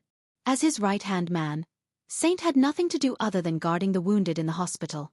The power inside Mount Shu was now shifting. Nirvana sword was still transcendent. But Han Chongyang, the Yin and Yang sword master, had begun to appear more and more in public view and began to shoulder the responsibility of the head. For more than a year, Saint had been staying in the hospital and hadn't even returned to Mount Shu. He was withdrawing. Even Nirvana sword was put back in Mount Shu as he joined Emperor Dong's palace. That was the place where he grew up. His family, including his parents, were all from Mount Shu. That place had given him too many things. Joining Emperor Dong's palace was his promise and responsibility. But obviously, he didn't want to involve Mount Shu when he was already involved in the internal game of Jianghu State. The days of guarding the hospital were very ordinary. He was a wounded person and spent most of his time in his ward. He rarely appeared unless there were special circumstances. As for entertainment, he occasionally played poker with Gong Sun Qi and chess with Situ Tsongyue, so he didn't feel bored. But as the atmosphere between the parliament and Beihai kept changing, especially after he followed Wang Xiangxiao to the Wang family of Beihai 3 days ago, the atmosphere of the whole hospital seemed to be changing. More and more people came to the hospital. Everyone had their own reasons to visit Saint and the wounded, but there was only one purpose: to test the specific attitude of Emperor Dong's palace. Saint received some people patiently, but within a day, he shut himself in the ward again and refused to visit, saying that he was not feeling well. It's not good to hide like this. In the quiet ward, black and white were intertwined on the delicate chessboard. Situ Tsongyue put down the chess piece in her hand, looked at Saint, and said with a faint smile, "Today, a lot of people came. What can I do? Everyone wanted an attitude from me, but the problem was, how could there be an attitude in this matter? Tianlan was still in the desert. Someone went to the desert to ask him. One by one, they came to torment him. What was this? Bully the weak and fear the strong? Saint said grumpily. Whether before or now, although there was a gap in age between the two, there was no difference in status. No one would think that the status of the city governor of Sai City was much higher than that of the swordmaster of Mount Shu, especially Wei Kunlun, the first swordmaster. Now that he had entered the invincible realm, the difference in status between the two had been completely wiped out, and they were completely equal when communicating. Someone's gone. Situ Tsongyue smiled and said, "Didn't the president and the prime minister go?" Saint was silent for a while and shook his head, not knowing what to say. Has Tianlong really decided? Situ Tsongyue said, fully cooperate with the Wang family of Beihai? Saint agreed and said frankly, there is no good choice. Tianlong may think about the future of Emperor Dong's palace and nothing else. But in my opinion, if he accepts the conditions of the president and the prime minister, Kunlun City will inevitably fight back with all its strength. At that time, the situation will be more chaotic. This choice is good for everyone. A lot of people are waiting for you to say that. Situ Tsongyue said thoughtfully. It will take some time. Emperor Dong's palace, the giant group, the southeast group, and the Wang family of Beihai all need some time to prepare. Saint shook his head. It was really not the time to show his attitude. Although he had shown some obvious inclinations when he went to the Wang family of Beihai with Wang Xianxia, since he did not make it clear, Jianghu state would not take any drastic action. But even so, he paid a little price for going to the Wang family of Beihai. 3 days was not a long time, but a batch of funds originally planned to be secretly allocated to Shenyuan City was temporarily put on hold. It could not be said that Jianghu state was overly sensitive or petty. It was just a warning. Jianghu state was also using this reaction to show their determination. There was no doubt that once Emperor Dong's palace completely decided to cooperate with the Wang family of Beihai, then Jianghu state would not hesitate to fully suppress Emperor Dong's palace. Such a reaction also made Saint secretly vigilant. At least at this time, he could not show the attitude of Emperor Dong's palace to the outside world. They might not have too much time, but the later they showed their attitude, the better. Every extra day meant one more day of preparation. At that time, they would not be struggling under the suppression of Jianghu state. Drag it on. Saint took a light breath and laughed at himself. When it can't be dragged on, life will be difficult. How long do you think it will last? Situ Tsongyue asked. Emperor Dong's palace, the Wang family of Beihai, and the parliament. The game was only an internal matter of Jianghu state. No matter how tragic it was, no one would really define the other party as an enemy. Now both sides of the game only needed a result. Whether the result was good or bad, as long as it appeared, it meant the end of the matter. After the game, the next step was naturally to compromise. After Emperor Dong's palace showed its attitude, the following days would indeed be very difficult. But as long as the result appeared and a new balance and conditions acceptable to all parties were reached, the assistance would continue. This itself was the condition of balance, and it could even be said to be the most important condition. Who knows? Saint shook his head. Maybe it will be very fast, maybe it will be very slow. I guess at least we have to wait until this time next year. You won't do anything this time? Situ Tsongyue was a little curious. Saint nodded and said calmly, Minister Wei Tianhang came to see me yesterday. Situ Tsongyue's eyes narrowed and became extremely focused. Wei Tianhang. He was a member of the Parliament of Jianghu State and the Deputy Minister of the Army Headquarters. He ranked below Dongqing Wudi and Yi Dongsheng and was in charge of national defense. He was one of the leaders of the prince group who stood on the front stage now. In terms of blood relationship, he was Saint's eldest brother. They were brothers who were 13 years apart. However, the relationship between the two was not very good. To some extent, it could even be said to be bad. If Emperor Dong's palace cooperated with Beihai, the cooperation between the giant group and the southeast group would inevitably be closer. The army headquarters would also become one of the main battlefields of the game. At that time, Wei Tianhang would face the double pressure from Dongqing Wudi and Yi Dongsheng. So it was completely understandable that he could not sit still and came here first. What did he say? Situ Tsongyue said slowly. He told me that if Emperor Dong's palace chose to stand by Mount Dibing, then this game would become a real war. He asked me if Emperor Dong's palace was ready to be defeated. Saint held the chess piece in his hand, expressionless. Ha! Situ Tsongyue sneered. How did you answer him? I don't need to answer anything, and I don't think he is in the mood to listen to me. Saint shook his head. There is nothing to answer. At this point, we can only move forward. If we don't win, we will die. Let's go all out.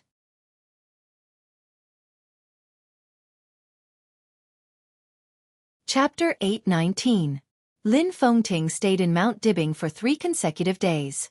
Wang Xianxia entertained him with good food and drinks and didn't insist on driving him away. The Lin clan and the Wang family of Beihai might not be friends now, but at least they were not enemies. Obviously, they didn't want to treat each other as enemies. Lin Fengting came to Mount Dibing uninvited, but since he was here, Wang Xianxia, as a junior, naturally had to show due courtesy. Lin Fengting was arranged to stay in a palace not far from Emperor Hall. During the day, Wang Xianxia accompanied him almost all the time. At night, a large number of elites of the internal security force faintly surrounded the palace. They didn't hide their defensive posture at all. It was clear that they hoped Lin Fengting would leave as soon as possible. Wang Xianxia stayed in the stage of Formidable Person at night. The sword intent from the deep sea filled the stage of Formidable Person. He integrated with the sword intent and could clearly feel every corner of Mount Dibing, observing Lin Fengting's movements. Lin Fengting didn't intend to look for that thing. Although he didn't move, the dense sword energy was shuttling in every corner of the top of the mountain, starting from the palace where he lived. Wang Xianxia could clearly feel the fine cracks caused by the opponent's sword energy tearing the space. But Lin Fengting never noticed the majestic sword energy on the stage of Formidable Person. Wang Xianxia was calm and collected. In his perception, Lin Fengting had used sword qi to search every corner of Mount Dibing in the past 3 days, but he had found nothing. Lin Fengting was undoubtedly a person who abided by the rules. After his hidden whereabouts were exposed by Wang Xianxia, he didn't hide anymore on Mount Dibing. After making sure that he couldn't find the clue of that thing, Wang Xianxiao's mind gradually shifted from him to the internal purge. 3 days ago, Xian Ming, who controlled all the intelligence organizations of the Wang family of Beihai, officially accepted most of the elites of Jiangnan society in Beihai. Wang Xianxiao personally transferred Lu Shuanghua, the person in charge of Jiangnan society, to Beihai. A large number of intelligence experts dug deep inside Beihai, looking for all the clues. 2 days ago, Wang Xianxiao decided to tentatively attack 2 suspicious places in Beihai. One of the 2 places was empty. The other one, on the other hand, met with fierce resistance. Several swordsmen from East Island broke through the encirclement, and dozens of elites of the Beihai Corps were wounded. The fight was fierce and short. The swordsmen of East Island left the hiding place immediately and destroyed all the subsequent clues. The battle ended very quickly. However, this was the first battle that the major powers had clashed with the North Sea Legion after infiltrating the North Sea. After a long period of oppression and scheming, the first sparks of war had already begun to erupt in the increasingly turbulent North Sea. It was precisely because of this short war that it officially confirmed that several superpowers were indeed lurking in Beihai and plotting against Mount Dibing.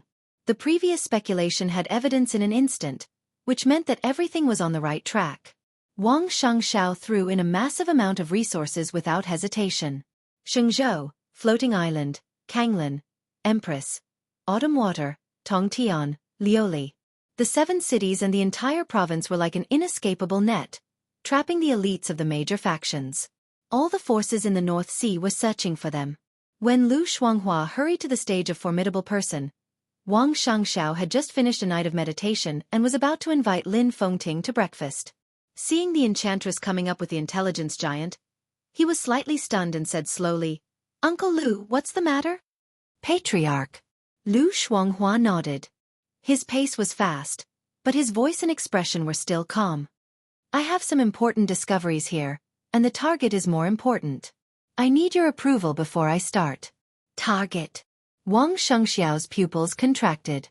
At this stage, the task of Xian Ming and Lu Shuanghua was to investigate some places where the enemy might be lurking. But Lu Shuanghua's words directly located the target. The target and the place were 2 completely different things. "Go ahead." Wang Xianxiao narrowed his eyes and said quietly, "Huangfu Renjia of the Huangfu family." Lu Shuanghua's tone was calm. I can be sure that he has a very close relationship with Wang Xiaoyao. The relevant evidence is all here.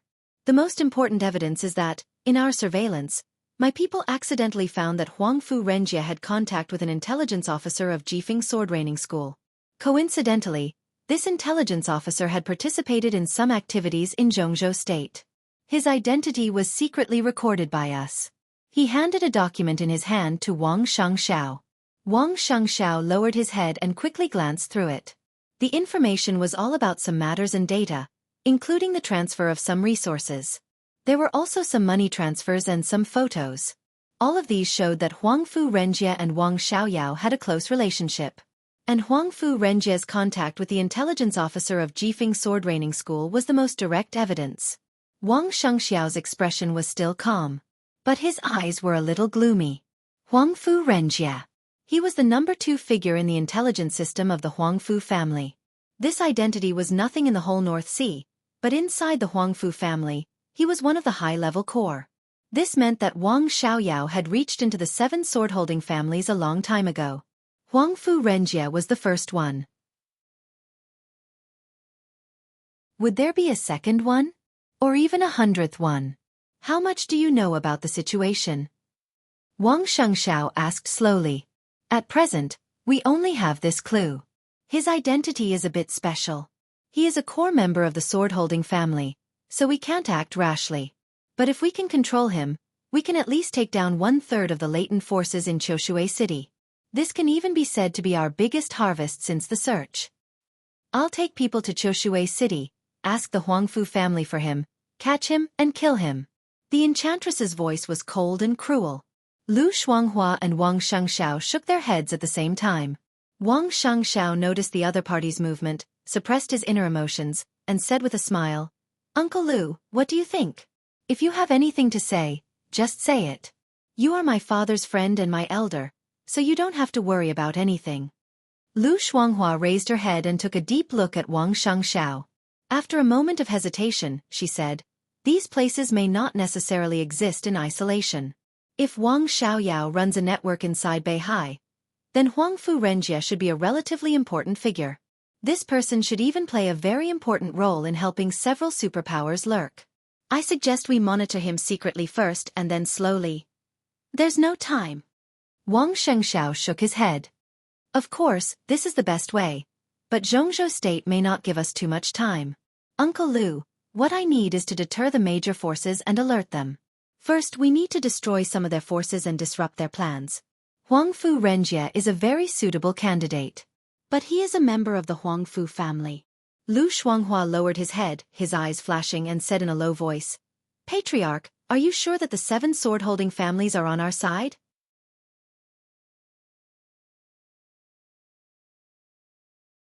Chapter 8:20. To this day, would the 7 families still stand on Wang Xiangxiao's side? This question was very heart-wrenching, but it was also very realistic.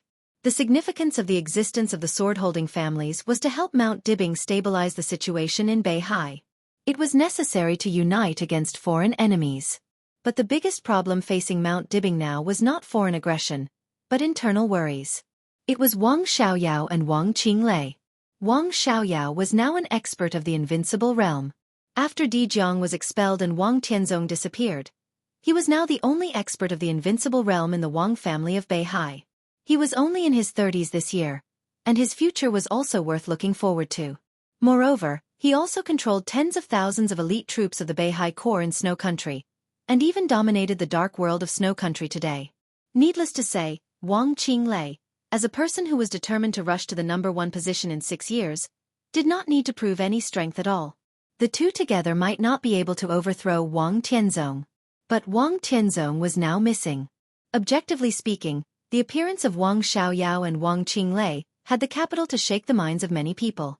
How would the 7 sword-holding families choose? Huangfu Renjie was one of the high-level members of the Huangfu family. If he could be roped in by Wang Xiaoyao, would other people in the Huangfu family be roped in by Wang Xiaoyao? And how many people in other families had Wang Xiaoyao roped in? Wang Xiangxiao was silent. The enchantress trembled slightly for a moment.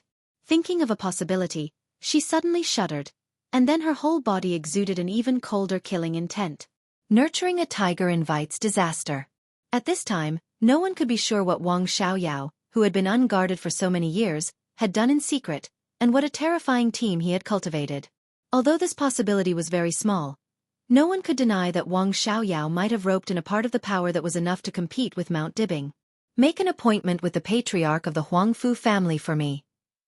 Wang Xianxia was silent for a long time, and then said faintly, I will wait for him for lunch today. Patriarch. Lu Shuanghua wanted to say something but stopped on second thought. It's okay.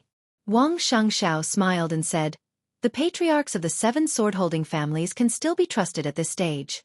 My father has not died yet. Even if some people don't know the situation, these patriarchs should always know that not all gambles can be won. Lu Shuanghua hesitated for a moment before nodding. I'll arrange it right away. Wang Xianxiao nodded, looked at him, smiled, and said softly, the work efficiency of Jiangnan Road is good. Huangfu Renjie needs to be taken care of. As for the specific measures, I will discuss it with clan leader Huangfu. I'll let you know after we talk. All right. Lu Shuanghua agreed without hesitation. Are there enough people? If it's not enough, I can send you more people. Wang Xianxiao casually asked. I'm still too busy for the time being. However, regarding the matters of the battle, I'll need the patriarch's help. Lu Shuanghua said. Wang Xianxiao thought for a moment and said, I'll arrange for someone to fight. In addition, I'll adjust your authority later. North of Kanglan, the authority of the members of Jiangnan society will be raised by 1 level. He reached out and pressed his hand on Lu Shuanghua's shoulder. He leaned forward slightly and said with a serious look in his eyes, no matter what, dig them out. Lu Shuanghua took a deep breath and nodded solemnly. Wang Xianxiao still wanted to say something, but his phone suddenly rang. He took out his phone and answered it. A respectful voice sounded on the phone. Your Highness, Mr. Lin said he's leaving. Wang Xianxiao was stunned and said, I'll be there right away. Lin Fengting had been here for 3 days without finding anything. According to his character, he naturally wouldn't stay long. Clan leader, if there's nothing else, I'll go back to Qiushui. I'll go with Huangfu Renjie myself. Lu Shuanghua said. Okay. Wang Xianxiao walked down the stage, a formidable person with him, and shook hands with him. Thank you. Lu Shuanghua said no more. He came and left in a hurry. Wang Xianxiao didn't turn around until his figure completely disappeared and walked to Lin Fengting's palace. Lin Fengting didn't have any luggage, so he didn't need to pack anything. When Wang Xianxiao walked into the palace, he was sitting on the sofa, quietly drinking tea alone. Seeing Wang Xianxiao come in, he nodded and said gently, Sorry to disturb you these days. Uncle, you're welcome. Wang Xianxiao smiled and asked knowingly, Uncle, did you find anything? No. Lin Fengting said with a faint smile, I tried to find it again, but it obviously didn't want to see me. Wang Xianxiao thought that it didn't have the mood to talk to him now, but he shook his head and said, I'll arrange a car to send you down the mountain. Lin Fengting put down the teacup, got up and walked out of the door. Wang Xianxiao followed him silently. How did you find me that day? Lin Fengting suddenly asked. Did it tell you? Wang Xianxiao shook his head and said nothing. Shaking his head meant many things. So did silence. So Lin Fengting didn't understand. He just suddenly laughed. If I hide myself again, can you still find me? Wang Xianxiao's expression didn't change. He said flatly, Uncle, why don't you have a try? Because this is Mount Dibbing. Lin Fengting said softly. His tone was a little emotional. Then let's thank each other. Wang Xianxiao said slowly. This sentence was a little inexplicable. But Lin Fengting could understand. He nodded. What's your next plan? Wang Xianxiao said with a smile. Where are you going to have fun? Let's take a look in Beihai. Lin Fengting said. Since I'm here, I can't come here in vain. I'll take another look at the old scenery, and then walk around Jianghu State. When it's time, I'll go to the desert and then go home. Lin Fengting was a little absent-minded and shook his head. I'm in my 50s. If I walk around the world again, I'll leave. Wang Xianxiao didn't say anything about this. I know what you're suspecting, But your suspicion is unnecessary. I really didn't find that thing in the Lin clan, so I wanted to come and have a look. But since you don't agree, then forget it. Lin Fengting continued. Uncle, you can go home and look for it slowly. You'll find it, Wang Xiangxiao said. Lin Fengting shook his head with a smile. Suddenly, he reached out and rubbed Wang Xiangxiao's hair. You have your worries, and I have mine. Forget it, I don't care. I won't see you. Wang Xiangxiao laughed. Carefree is the greatest freedom. Lin Fengting nodded. A black car appeared in the distance. Before the car arrived, he took a deep look at Wang Xiangxiao and said slowly, I don't know if I'm overthinking it. You gave the coldness of 9 states to Tianlan. I'm afraid you didn't have good intentions from the beginning, did you? Are you plotting against Shen Yuanfeng and the 13th floor? Wang Xiangxiao's eyes were calm. He said quietly, It was Tianlan's idea to give me the coldness of 9 states. This was our deal, and I fulfilled the contract. What he said was the truth. It sounded like it. In fact, he didn't say anything when he thought about it carefully. It was a complete nonsense. Lin Fengting smiled. It sounds like it's true. I also hope that it's that simple. But if it's really like what I said... The car stopped beside him.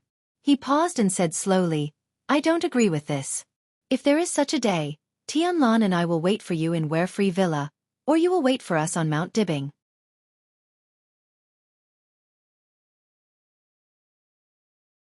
Chapter 821. It was early autumn again. It was the rain of early autumn again.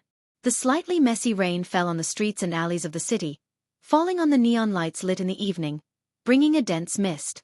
The rain was lazy and casual. The traffic was moving and stopping at the red light, leisurely and quiet. Downstairs, the people who got off work held umbrellas and walked on the rain-soaked stone road, laughing and talking. Young couples walked hand in hand to the nearby snack street, and colleagues discussed what movies to watch after dinner. In front of the small supermarket across the street, the owner of the supermarket held a cigarette and chatted casually with his neighbors in the rain. The students who had just finished school ran across the sidewalk laughing and getting farther and farther away. Jianghu had always been a leisurely and almost undisciplined city. The extremely slow pace of life allowed everyone living here to integrate into the city, unlike Yuzhou or Huiting. There were tens of millions of people in the vast sea of people, and most of them were passers-by in the city. Simple, leisurely, contented, and carefree. After a day's work before leaving, she always liked to stand in front of the window and look at the scenery outside. Every time she saw it, she would always think of what her father had said to her and her brother. Being carefree was the greatest freedom. She didn't understand it back then, and she still didn't understand it now. But she gradually fell in love with the current life, the current city, and the current job. It was raining outside the window. Cheerful footsteps rang in the corridor outside the office. She was in a good mood. After drinking the coffee in the cup, she rinsed the coffee cup and was cleaning up the office when there was a knock on the door. She said, "Come in," in a soft and pleasant voice. Several young girls who had just started working came in with a smile. "Manager, do you have time in the evening? My relative opened a restaurant. It's very clean and tastes good. I'd like to invite you to have a try." The leading girl said with a chuckle, and her eyes were very intimate. She smiled apologetically and shook her head. "Not today." "Well, where's the restaurant? Tomorrow is the weekend. Let's go at noon. How about I treat you?" "I see. Well, I wanted to invite you to watch a movie with me. There's a new movie that's very good recently." The girl was a little regretful. They liked this manager very much. She was very beautiful, not just any kind of beauty, but the kind of beauty that even people of the same sex couldn't have the slightest bit of jealousy. Such beauty didn't have any aggressiveness. Gentle, generous, and demure. Everyone in the company liked this easygoing administrative manager. Compared with the timid male colleagues, most of the women in the company liked to chat with her. Some girls who had just graduated from school in the same department even unconsciously imitated her every word and action. "Maybe next time. I really have something this time." She smiled gently and picked up the small lady's handbag on the table. A low-end lady's handbag that cost 100 or 200 yuan looked a little old, but in her hands, it didn't look cheap at all. "All right." The girls pouted and then laughed. Manager. We're leaving. Let's watch a movie together next time. What movie? A voice came from outside the office. She was stunned, then smiled and said, President He. The girls lowered their voices. Hello, President He. Dressed in a business suit with her long hair tied up, He Ishui walked in and smiled. Are there any good movies recently? Next during the shift, the president of the Susui group looked much softer, but facing the boss, the girls in the administrative department were still a little nervous. Ah, there's one. It's a sci-fi movie. It's very good. He Ishui nodded and didn't say anything else. The girls stuck out their tongues, secretly waved at the manager in the office, and rushed out. Look, you scared them all. Standing in the office, she tilted her head and chuckled. What? I'm very approachable today. Okay? He Ishui frowned and waved his hand. When he was with her, she seemed a lot younger. She smiled and glanced at the thing in He Ishui's hand. It was a very delicate small gift box. This is? She slightly raised her eyebrows. A gift. He Ishui smiled and said, a gift for Tide. Thank you. She smiled and didn't say anything. The friendship between them had been slowly cultivated over a year. At first, she was just an ordinary clerk, and he was the president. When she first came to Susui for an interview, it was He Ishui who accompanied her through all the procedures. On the first day of work, it was He Ishui who brought her to the company. Then, she was transferred to the administrative department, deputy manager, and they became friends, or even best friends. She once asked He Ishui why he treated her so well. And He Ishui's answer was absolutely convincing. Because of her looks. She often thought that the gradual recovery of her mood might be mostly because of Tide, and a small part of it might be because of this best friend in front of her, who was like a sister and a little sister at the same time. She reached out to take the gift.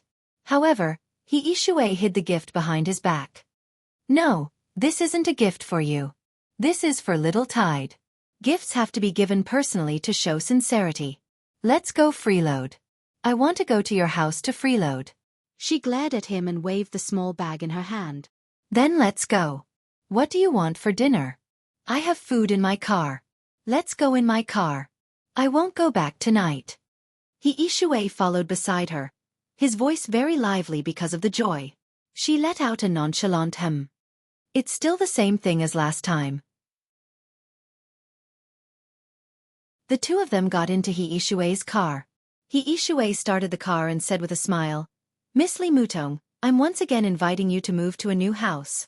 It's great that you move in with us. My house is very big, and my parents are very welcoming of you. You can go to work during the day, and little Tide can be left at home. There will be someone to take care of her. I have a big family, and I don't need a pair of chopsticks. No need. Li Mutong shook her head. It's too troublesome. Besides, I really like where I live now. Although it's a little small, it's very comfortable. What about little Tide? He Ishui glanced at her. I'm going to hire an aunt. Li Mutong smiled. There was a warm and dazzling glow on her young and beautiful face. An aunt can take care of little Tide during the day. I've installed a surveillance camera.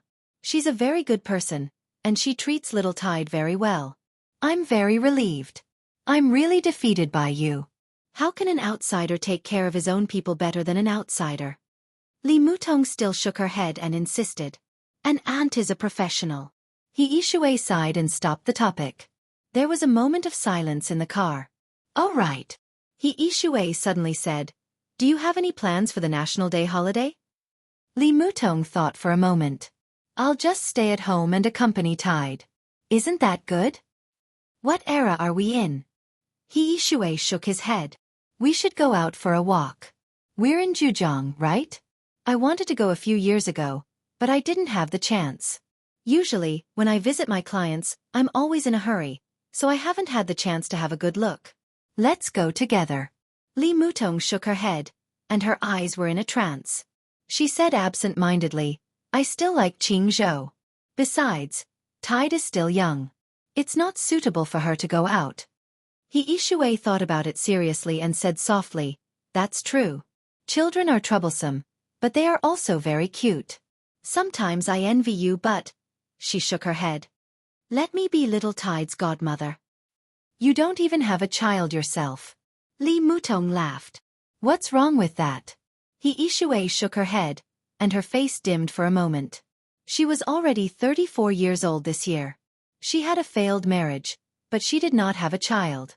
She used to think that she did not like children, but since she met little Tide, she had changed her mind unconsciously. The black Audi shuttled through the autumn rain, and finally drove into an ordinary residential area in Jianghu. He Yishui and Li Mutong were busy moving the food from the trunk into the car. In the house that was less than 100 square meters, a kind-looking aunt who looked about 50 years old was slowly walking in the living room with a small baby in her arms. When she saw Li Mutong, she smiled and nodded. Tide just woke up from wetting the bed. She didn't have time to wash up. Let's put her to sleep first. Let me do it. Li Mutong changed her clothes, washed her hands, and carefully held the baby in her arms. The little baby opened his eyes and wrapped one of his fingers. When he saw his mother, he grinned. At this moment, Li Mutong's heart seemed to have completely melted, and she looked even more gentle.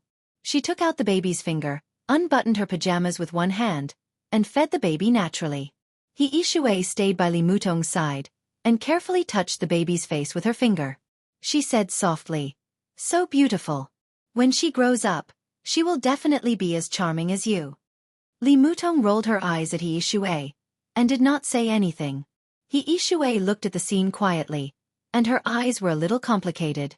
When she first interviewed Li Mutong, she had asked her if she had a boyfriend, and if she was married. Li Mutong said that she was not married, and she did not have a boyfriend. She thought that she was pregnant at that time, but she did not know it. The baby was born about 3 months ago. The girl's name was Li Chaoxi. He Yishui also asked her who the father of the baby was, but she did not get an answer. Every time she mentioned the father, Li Mutong would remain silent. At that time, her red lips would be tightly pursed, and she looked a little stubborn, a little wronged, a little confused, but most of all she was strong. She did not mention her family, and she did not mention the father of the baby. He Yishui had many guesses. Maybe she had a complete fallout with her family because of that bastard man?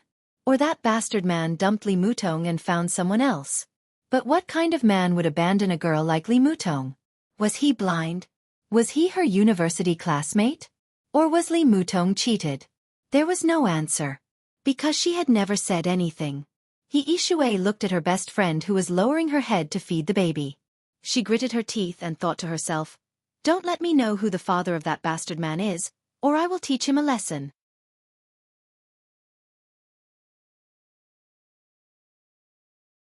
Chapter 822. It was snowing in Eastern Europe. The night was long, and it was snowing heavily. Jianghu liked rain and didn't like snow. It could even be said that he hated snowflakes very much. He didn't like the snow covering the sky and the earth, the cold, and the darkness. Coincidentally, the things he didn't like were all in Eastern Europe. And he was in Eastern Europe now. Autumn gradually passed, and Reki City had entered the everlasting night. The darkness existed for 24 hours, accompanied by snowflakes and icy wind. It was bone-chilling.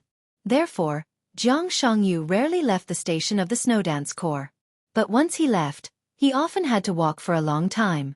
He was still the vice-marshal of the Snowdance Corps.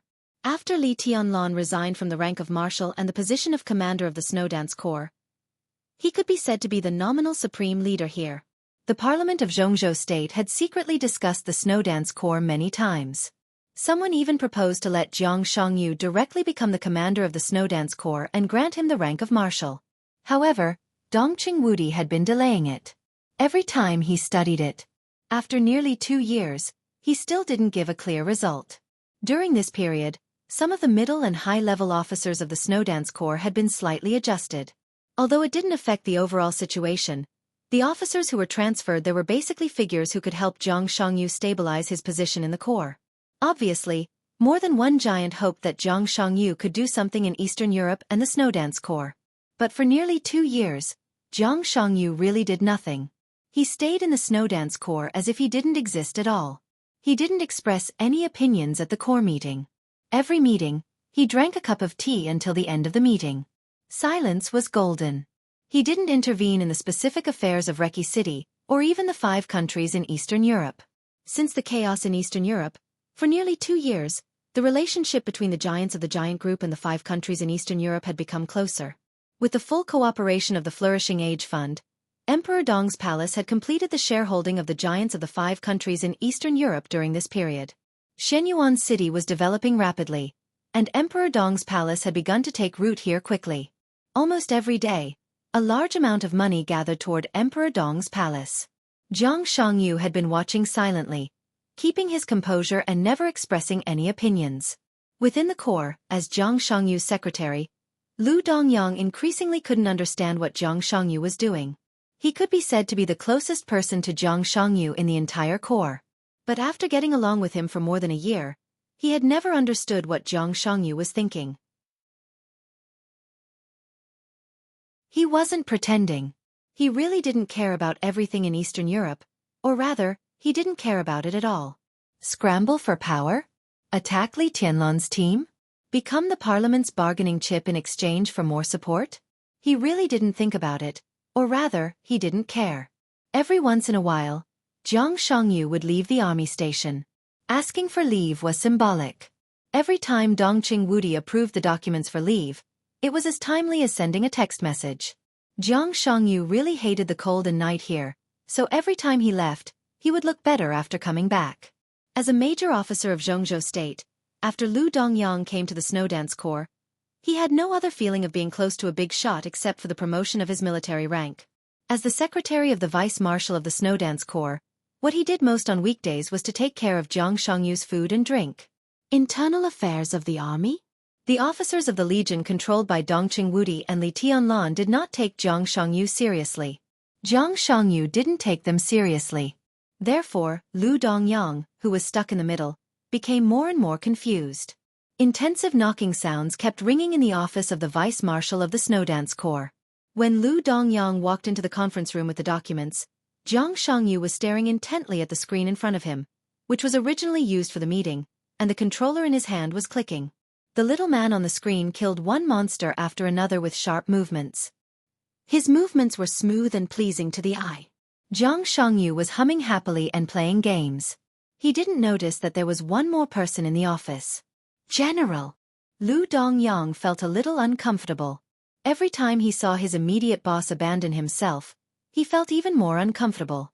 Ah, Dongyang is here. Let's do it. There's a controller next to him. Let's play together. Let me tell you, I defeated the boss of the last level. I studied it all night last night. Hee, it was comfortable. Watch me perform this level. F***CK. Xianxia's complacent smile suddenly changed, and he screamed. Lu Dongyang turned his head numbly and glanced at it. The colorful screen had become black and white. The fierce and domineering character in the game had been lying on the ground. Lu Dongyang shook his head and handed over the document in his hand. General, this is the document from the parliament. Take a look. Oh, okay. Xianxia responded, took the document, and put it aside. The next moment, he picked up a guide and muttered, "What kind of skill is it? It's so powerful. I almost have divine equipment, but I was still killed in seconds?" General. The corner of Lu Dongyang's mouth twitched, and he emphasized, "This is a document from the Parliament of Jianghu State." Nonsense. Xianxia held the guide in his hand. This is obviously a past secret book. Lu Dongyang took a deep breath and said softly, "The Parliament asks you to return to Yuzhou to report on your work and discuss the future allocation of officers of the Snowdance Corps. Reset." Xianxia paused while flipping through the secret book and narrowed his eyes. Lu Dongyang's eyes flashed with excitement. "General, I think our chance has come." "Yes." Xianxia nodded casually. "Different from you. I think we're going to die." Lu Dongyang's face changed, and he was a little surprised and doubtful. "General, It's been less than 2 years and you can't hold back?" Xianxia shook his head. "The parliament is powerful, but no matter what, it can't go too far. Isn't Beihai busy enough? Do you want to get Emperor Dong's palace involved again?" He turned off the game, turned on the TV, and adjusted the playback of the news broadcast of Jianghu State. On the news, on different occasions, Li Huaqing and Chen Fengqing spoke at the same time, in unison, emphasizing the importance of unity and the local parliament to maintain a high degree of consistency with the parliament of Jianghu state. Their words were full of mystery. Jiang Shangyu pointed to the TV. Look at their faces. Lu Dongyang was a little stunned. Move against Beihai. In the beginning, it was just moving against Beihai. Now the spearhead has pointed directly at Mount Dibing. Beihai is the bottom line of the Wang family of Beihai, and Mount Dibing is their lifeline. But it's nothing. Jianghu state has the right to do so. What about here? Let me go back to Yuzhou to report on my work and study personnel? What is this place? The reason why Xianyuan City can develop so fast in Tiannan is that the capital here is crucial, or even the most important thing. This is Li Tianlan's lifeline. I really can't figure it out. They have one foot on the bottom line of Beihai and the other on Li Tianlan. Do they really think they can trample these two forces to death? If they can't be trampled to death, the next step is to rebound. He pointed to the TV screen. These two, I can only see greed on their faces. I can be sure that at least one of them has a psychological problem. On the surface, the parliament occupies the highest point of the overall interests of Jianghu state. But Li Tianlan, Mount Dibing, the Southeast Group, and the Giant Group, are they really weaker than the Academy and the Prince Group? Li Tianlan can destroy the chief family for Xianyuan City. Are they not sober enough to instigate me to stand out? He looked at the news on the screen and tooted. Who the hell is it? Do they think I have a long life? Dong Yang. He glanced at the secretary beside him and smiled. You've worked hard during this period, but you should work harder next. He touched his face. In the cold air, his face was abnormally pale. I'm not feeling well. Send a document to the army headquarters in my name. I'll apply for a vacation. It'll take about 2 years. That's all. You're tuning in to the Wisdom Diary YouTube channel. Don't forget to subscribe and join us on this journey to catch the most captivating stories.